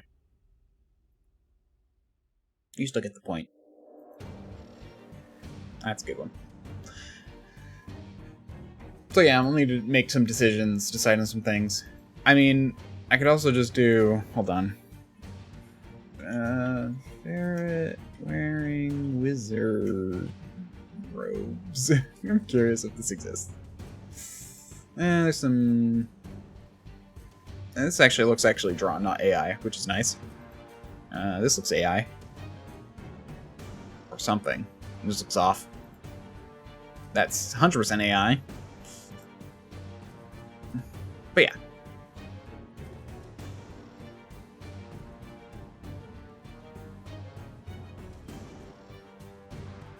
This is more what I was looking for.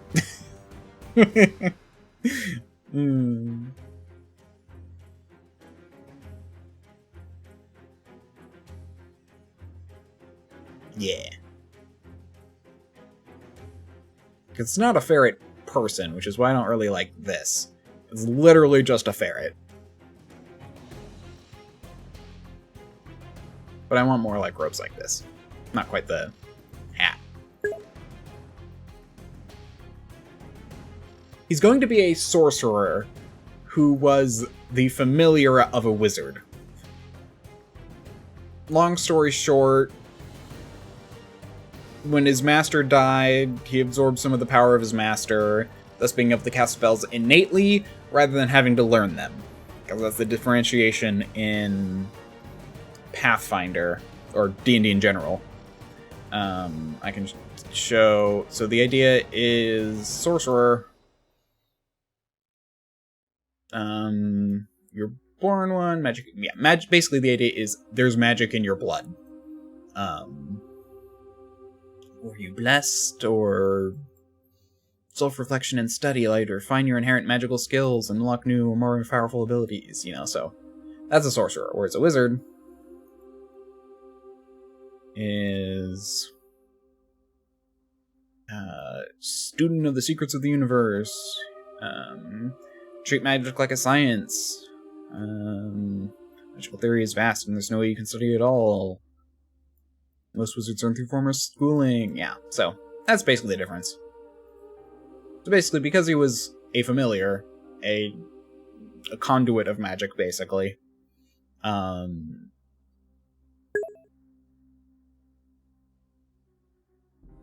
Yes. Specifically, I'm using the template of this bloodline right here, Imperial. One of your ancestors was a mortal who mastered magic. Although, instead of being, you know, an ancestor, it's going to be the master was a mortal who mastered magic. Basically, you apply rules to concepts. Yeah. I suspect this game that Tantus is going to run will be better than his last one. His last one, he really needed to rewrite a whole lot more. He was so against rewriting parts of the book, but I'm like, dude, it's a terribly written book. If you just run it as is, it's going to be terribly boring to watch. And he run it as is, and I doubt anyone watched it. Because it was boring. Like, I did my best to play an interesting character with Ada. And I feel like I did a good job. Me and Joe really rocked it, but I have a feeling that this one will be better because it's his own original story and not a poorly written book. I considered because one of the feats you can pick is a familiar, being a familiar who got a familiar, but I decided not to. I thought that would have been funny. Yeah, so basically the way D&D works is you basically build a character using these rules, but you can bend the rules for basically whatever you want, as long as the mechanics still line up with what you're doing. You know, raw magic emanates from you, protecting you. You know, all of that still applies to my character. I did tap into blood. Your mind temporarily opens the secrets of the world. So, the power of your blood allows you to perform minor feats of magic. Yeah, so that's the idea of D&D, is you basically can bend these to be whatever way you want, as long as the rules still matter. You know, you still only get a +1 to AC or status to saving throws till the end of your next turn, but you can change this first part as much as you want. It could be, my farts are magical, and they grant bonuses because they stink too much, you know?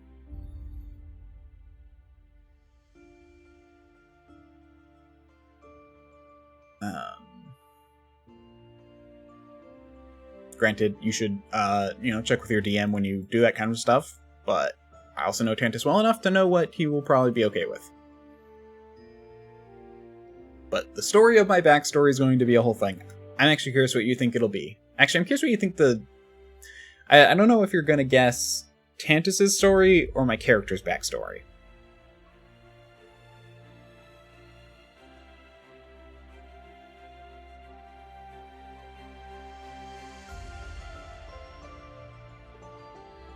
To pick up Arcane Evolution, which allows me to learn spells kind of similar to a wizard, just a little bit more restricted.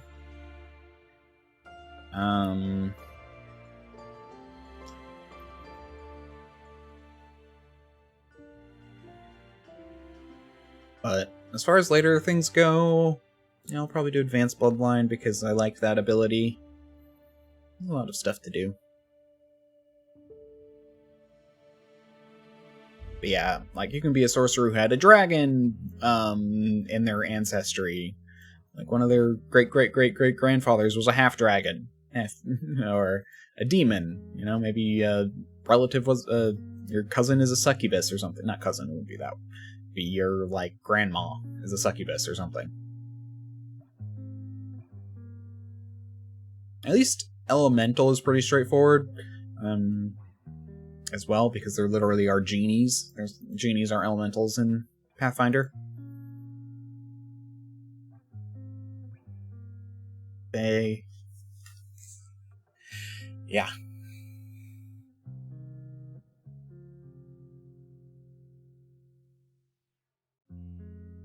I need to go to the bathroom real fast, so we're just going to do one of these, and I'll be right back. Okay. Back to here. And let's try and work on this story some more. That's the one I want. There we go.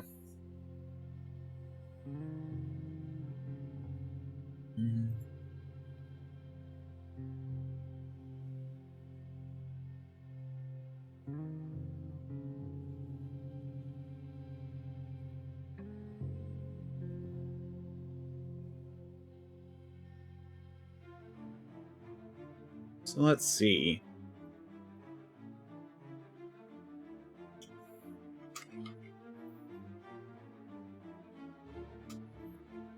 No thanks.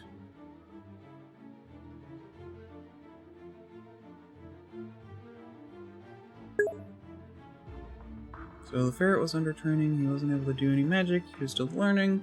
One day someone killed his master of the story, and at the time, the ferret absorbed some of his master's powers, starts his journey. Close. He wasn't really under training because he was just a familiar, so he was like more of a conduit of magic. There's a whole thing how familiars work. I really need to add a volume mixer or volume to my stream deck, so that way something like this, which is very loud and I could lower. But he was, in theory, magical, because familiars can do some magical things.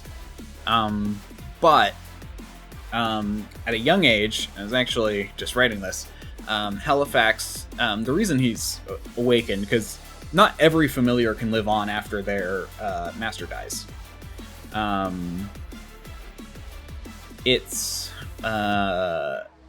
Or I should say, and not every familiar even becomes intelligent. So what I'm going to do, how I'm getting around that, is Halifax did kind of a semi-forbidden ritual that was way above his level,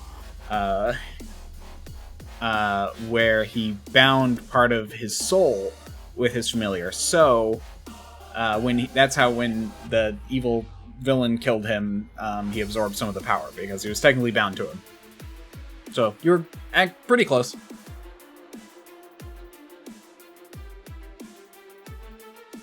Bound his soul to his familiar. Familiar. Giving him... That's true, there's a comma there.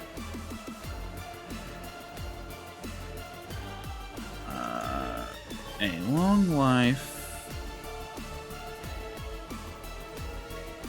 and intelligence.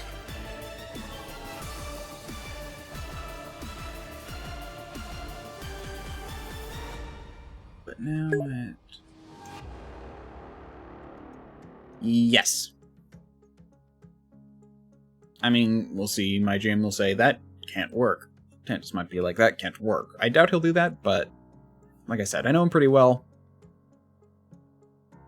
I know him well enough.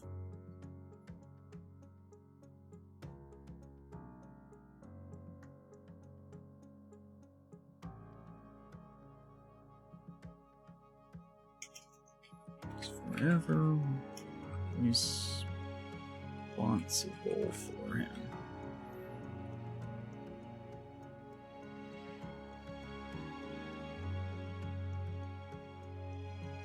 When the war started, Self-Act takes up a leadership role, and for this instance, proceed and intend to join the army proper. Yes. He gave us this whole sheet about all the different... Yeah, people do this. Basically, it's like... I think... Again, I feel like he could learn to use less tropes. After Dread is what AD stands for. And it's because it's like after the Dread army attacked. Part of me goes... Usually those kind of labels are given after the fact. Like, this was changed so much, we're going to start counting from that point. But, and he gave the list. Basically, the idea is that every land, there's the... Also, the way he names things, the 10 Kang lands is because the 10 kingdoms. So it's the 10 kingdom land, the land of 10 kingdoms, or the 10 Kang lambs. But then somehow it got to Kang lands. Also, I think only like 2 of them are actual kingdoms. There's like 2 democracies, an empire, and etc.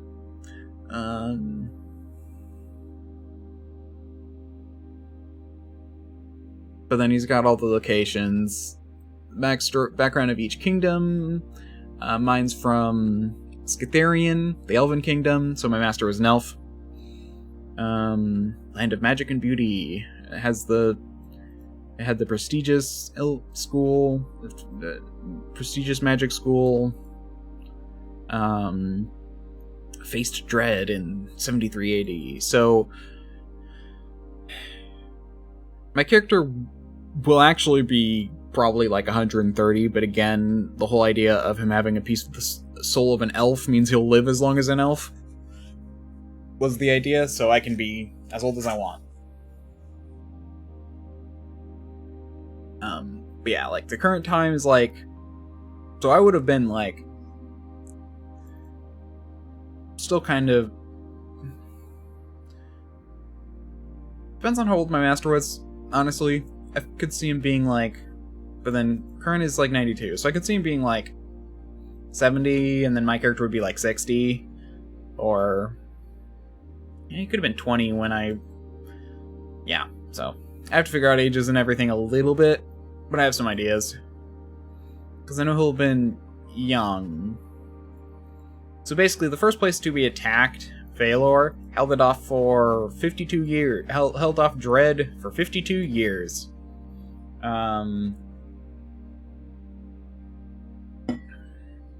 Because. And then, like, other places fell very quickly after that. So right after them was this place.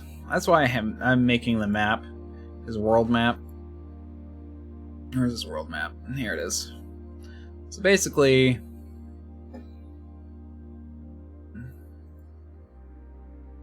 It took forever for these guys to get over here. But then from there they went there, then to there, then to there, I think. Then to there, then to there, then to there. Well, then to basically these three places fell all at once, and this is basically where we're basically in this last area right here. So that's where we're... Why did I do a pencil? Why did I do the pen? So we're going to be in this country, the Wardlands. I don't know why, like, Scutherian, sure, Valor, but then Garld and Meadows. Like, I just call them Garden Meadows. I think, honestly, that'd be a fine name. That'd be fine. Swamplarns rather than Swamplands. Wildlarns instead of Wildlands. That Tantus' naming scheme is like... And the only reason it's called the Wildlands is because it's the there's a valley that you can cross to the Wild Divide. That's why it's called the Wildlands. No one goes to the Wild Divide. I'm surprised this isn't the Barnals or something like that. Anyway.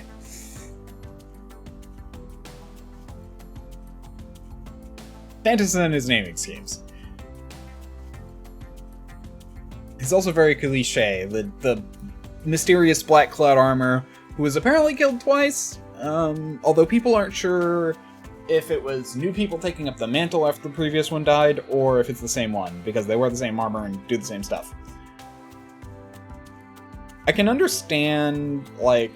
Yeah, so the idea is that, like, a bunch of places fell, and then for the past 2 years... the last area has not been attacked.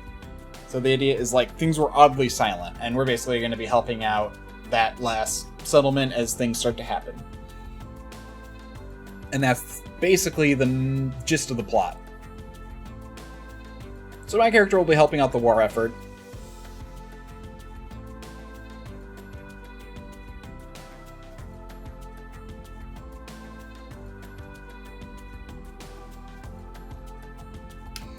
I make fun of Tantus, but mostly in jest. I think it's totally fine to be tropey.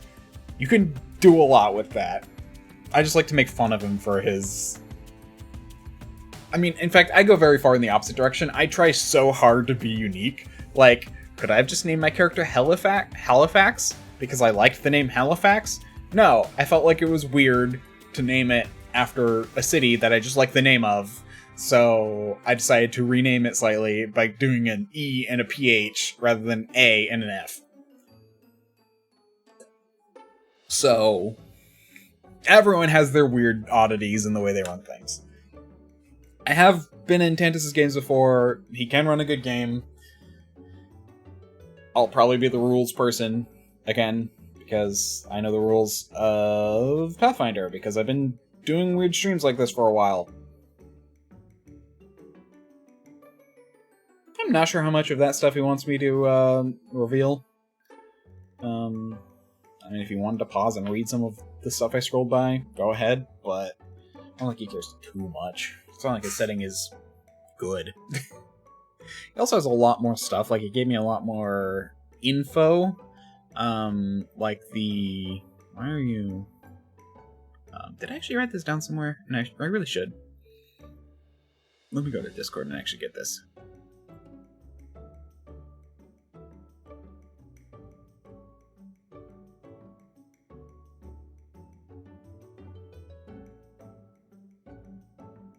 Tarium Ulmeria.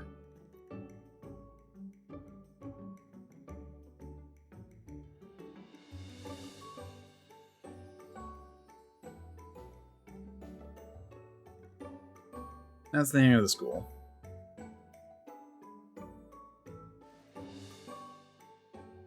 Leader Schwartz, I was unhappy to join you proper.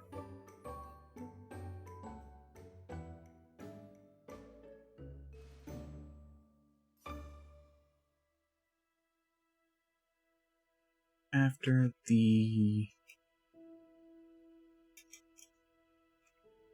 Dread first... Dread Lord first took the battlefield.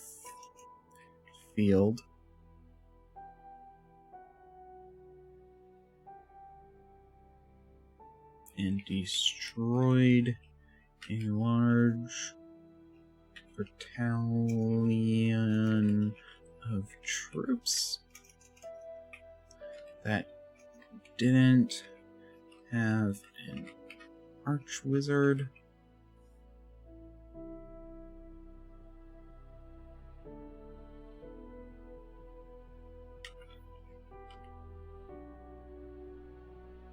I did have an archwizard to protect them.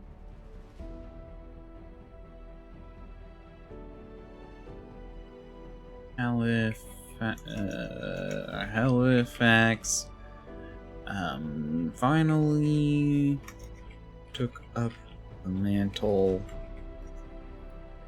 to join the Wizard Corps.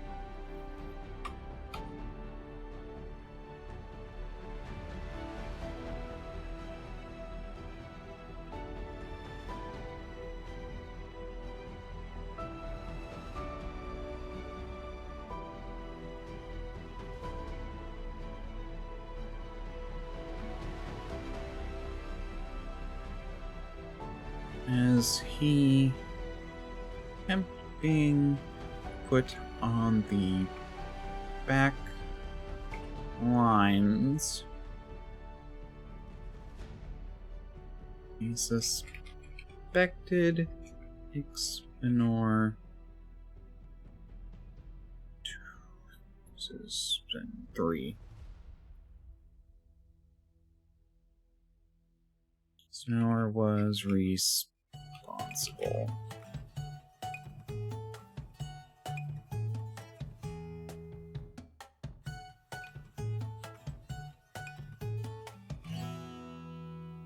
So he worked with his battalion leader to go off the normal plans and support the main troop. I don't know how this would work.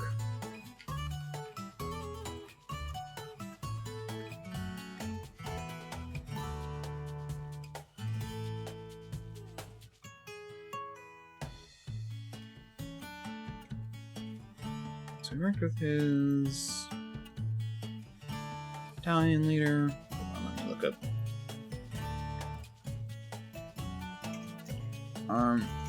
Army group rank tiers.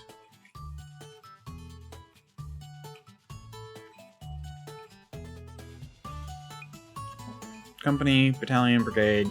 Okay. Units. That's the word I want.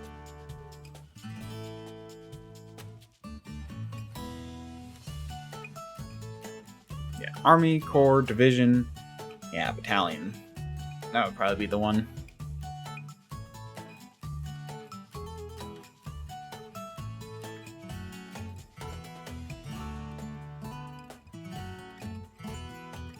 To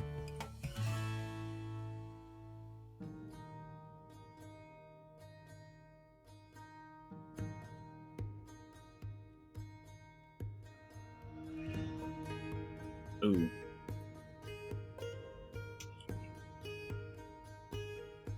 I'm going to replace this. The wizard battery.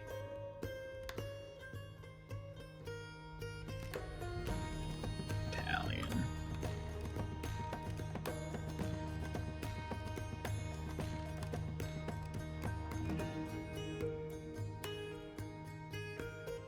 Technically, battalion should not be capitalized.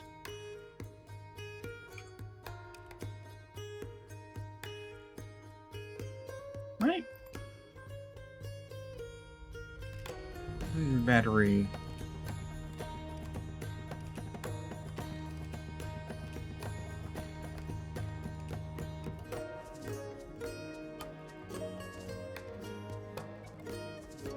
Company.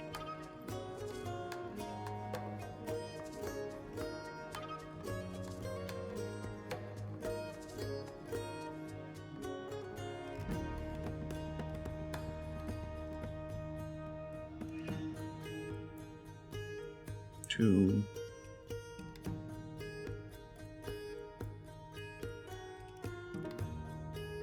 get reassigned to support the main troops.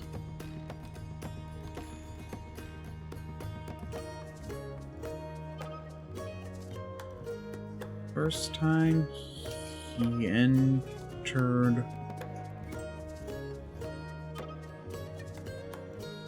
battle, entered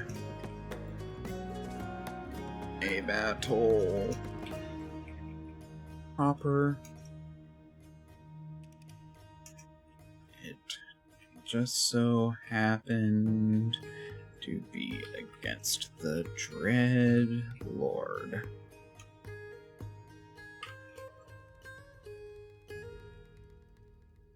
Ending.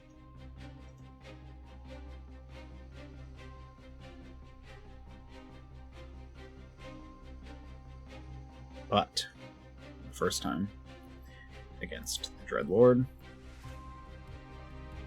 he fought valiantly and even forced the Dreadlord to retreat. However, Elephant died before he could be healed. Cool. That's the one paragraph. I should have an idea for what the Dreadlord is doing. His personal story. His goals are straightforward and simple. But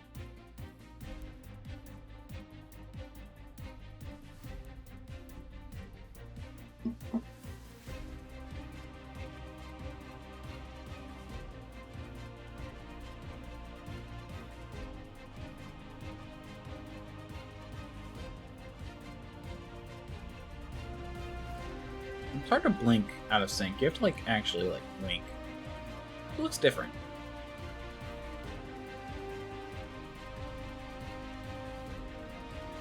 I wonder how that looks. Sorry, I'm being weird, but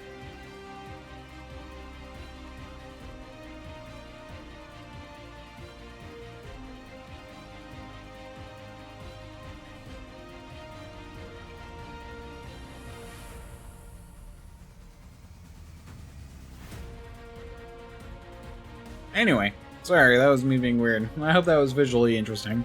I have no idea, because I couldn't see. Had my eyes mostly closed.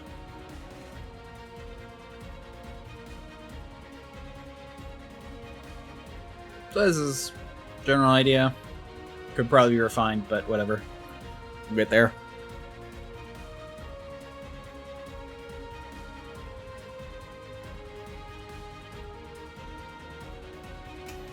After defeating...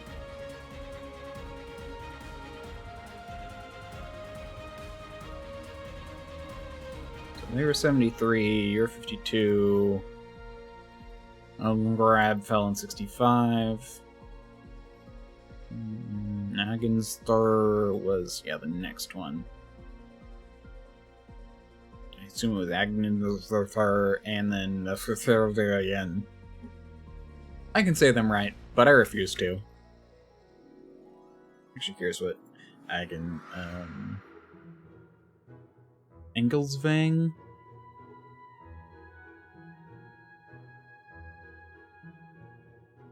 Trying to figure out what this was supposed to be.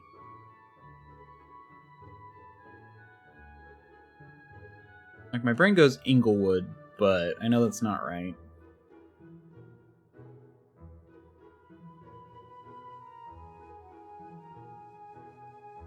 Agnister? Angister? Ancestor?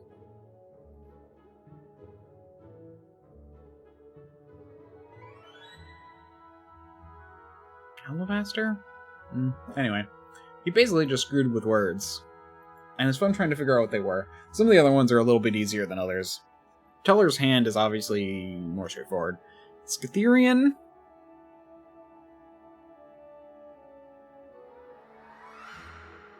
Slytherin? No. I feel like I've heard something similar to this before.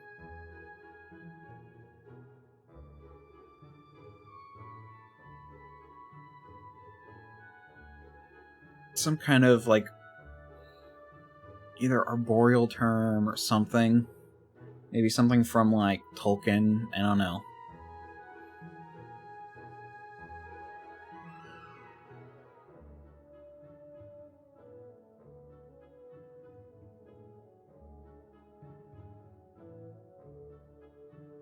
After defeating one country...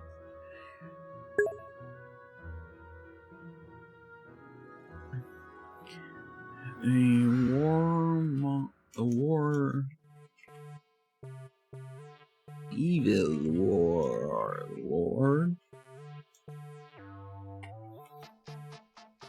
moves on to destroy the neighboring elven lands.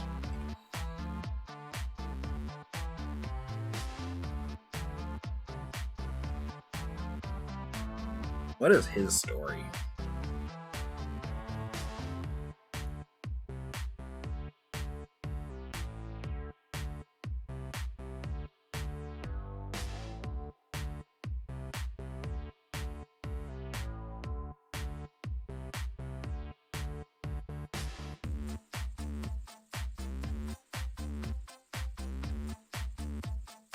I mean, besides being an evil caricature, I really have no idea anything about him.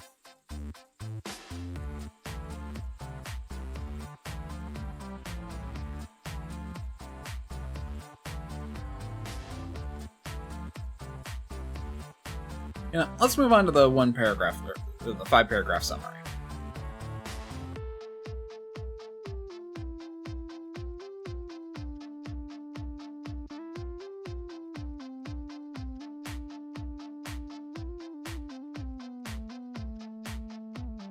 Because I don't know what to do with the Dreadlord.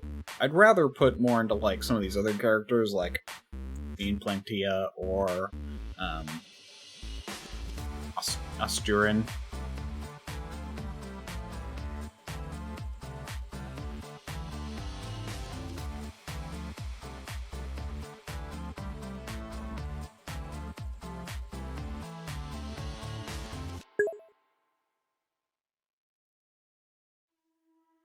So again, this is his...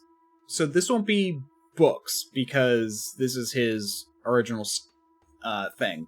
This one will be shorter. The other one was like 52 episodes we did with that one. He's hoping this one goes closer to 25, so about half as long.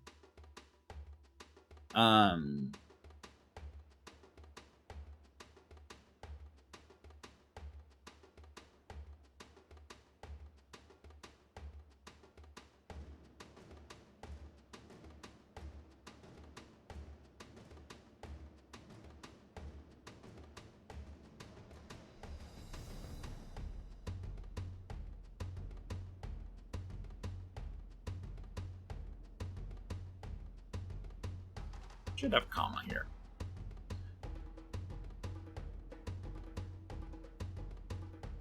Strat, comma.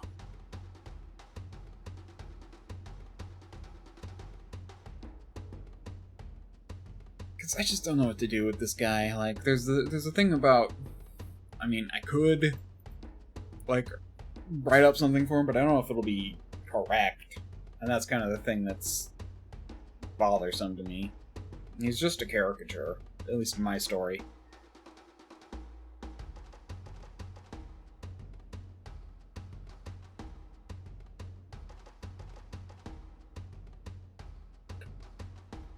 And honestly, it's not for me to know. Like, part of me would be like, oh, Tantus is making a bad character because it's a caricature. Well, that's what we know about him. So, he could have a lot more. Kind of doubt it. But, he could. Honestly, the whole comes back after death evil thing is... Anyway. But yeah. The previous game, it was like 50 episodes, but it was 6 books long. So, I mean, if you want to turn it into books, 3? But yeah, no, it's just a different metric, because the other one was a pre-made adventure that comprised 6 books. Actually, if you want to consider it, you could call them chapters, so it'd basically be like the first arc, yeah, about half as long. I'm hoping Tantus has a better attitude in this one. I feel like part of the worst part about the last game, as fun as it was, I feel like Tantus just had a very poor attitude with it. And there very much was a lot of... He was just so defeated by how poorly written it was, but he didn't want to put in the work to make it what it needed to be. And it just kind of, in my opinion, just showed how defeated he was about the whole thing. Now, it didn't help that some of the players were getting burnt out. I didn't get burnt out. I'm totally down playing a bajillion hours of adventures. But 2 of the 4 players, I mean, we literally had 1, 2, 3,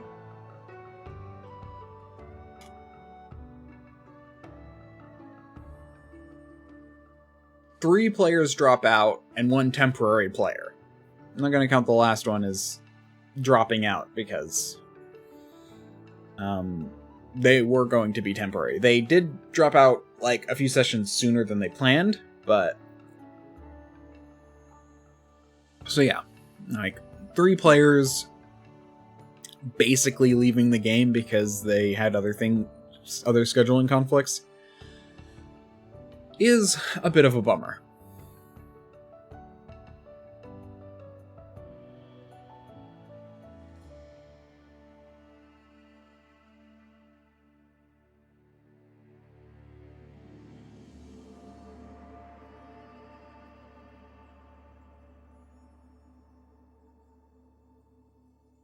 But I still feel like he could have put a lot more work into it. He just got so upset at the idea of having to put more work into it. And I'm like, dude, you literally are doing this full time. Why are you so against... That's the thing, it's like, I have a full-time job, and I'm like, I need to improve, make everything better. And he's just like, sometimes his attitude is just so defeatist.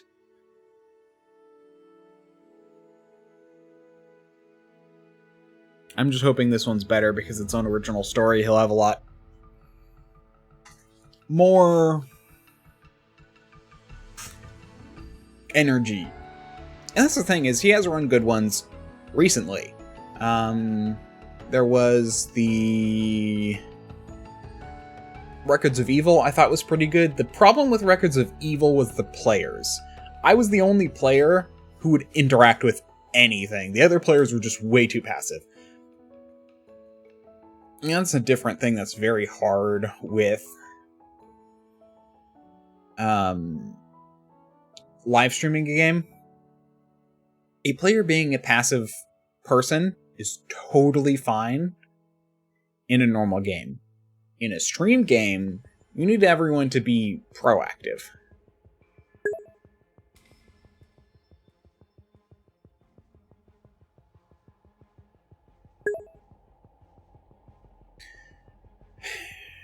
Yeah. But I'm the one constantly pushing him to improve, which is... I do it because I want him to succeed. For no other reason than he's my friend. So, we'll see where that ends up. I think, honestly, he is good at what he does. It's just... Well, okay. I actually shouldn't say that.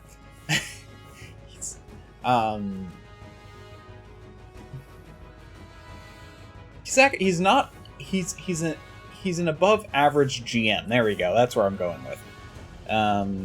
Because I was just trying to consolidate what I would consider him good at. He also is fairly entertaining as far as his game streams go. Although I do feel like he streams for too long.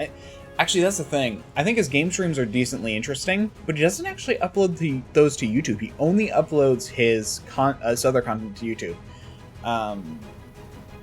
Which I'm just like, dude, you should probably upload everything, because I feel like some of your other stuff is more interesting. Like, I found his game streams more interesting than his discussions at times. His discussions are fine, but they're very much just basically just educating on certain topics, are his YouTube videos.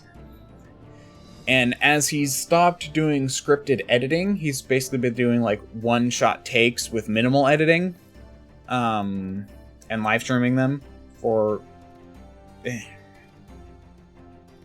He's basically taking steps backwards. He's trying to make his life easier rather than trying to improve his content. And he does have a lot of responsibilities in his life because he lives with his parents, and that comes with a lot of responsibilities. I would know. I live with my parents. They require a lot. I don't like bad-mouthing him in this situation, but also sometimes I'm just like, he could do more, and I know that. I could do more. I know that. I also work a full-time job. I think the big difference is I would do more if I could and still make a living wage.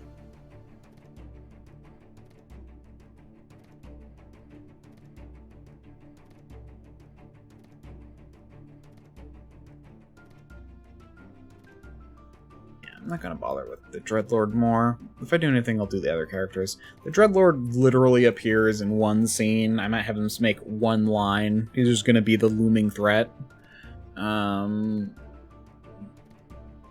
A better way to picture him in this, honestly, should be a natural disaster.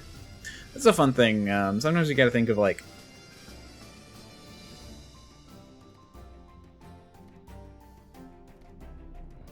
something as a force rather than a person, which is, I actually think is a good way to think about the Dreadlord.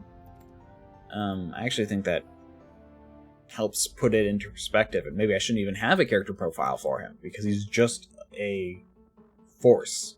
Yes, he is an individual, but he's more of just a force.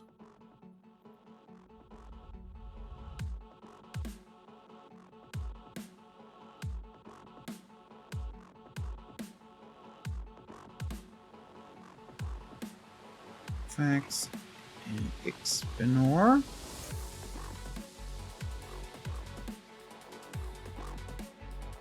became bonded as familiar and master. As master and familiar. After Halifax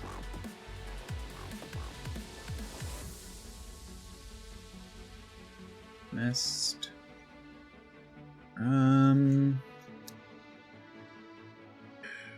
I need a thesaurus for messed up. Thesaurus.com, I like you.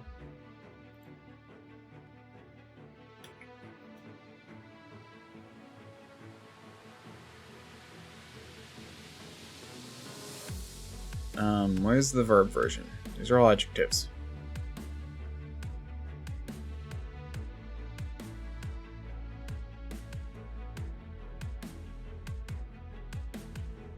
See that?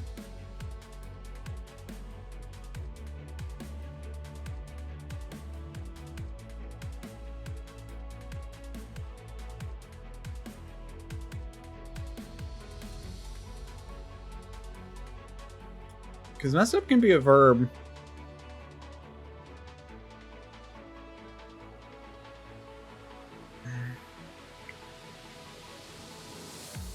There we go. Mess up. Okay, that is fair. If you're gonna... Messed up can be a past tense verb, or it can be an adjective. If something is messed up, it's an adjective.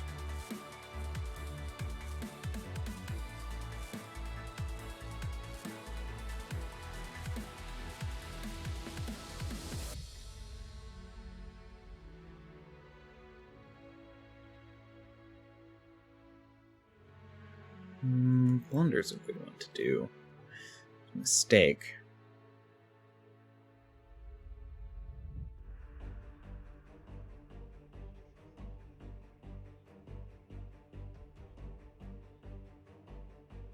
Screw up. Botch. Botch may be... Ooh, mishandled. I like mishandled. Okay. Halifax. Miss... No. Bungled. I'll do botched.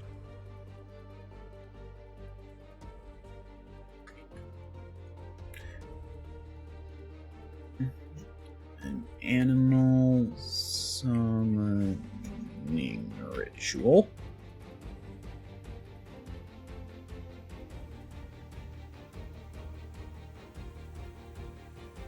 That's true.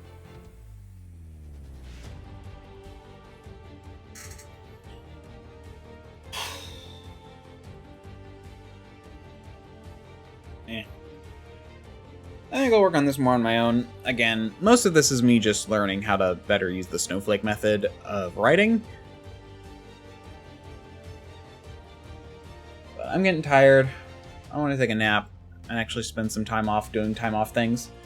And honestly, you know, this is a bonus stream. Probably could go for 20 more minutes if I really wanted to, but let's just end. Thank you all very much for watching. If you liked, you can follow. If you really liked, you can subscribe. If you need more convincing. My next stream should be Saturday at 10:30 a.m. PDT. If you're on YouTube, check out more VODs. There should be another video right up here. And...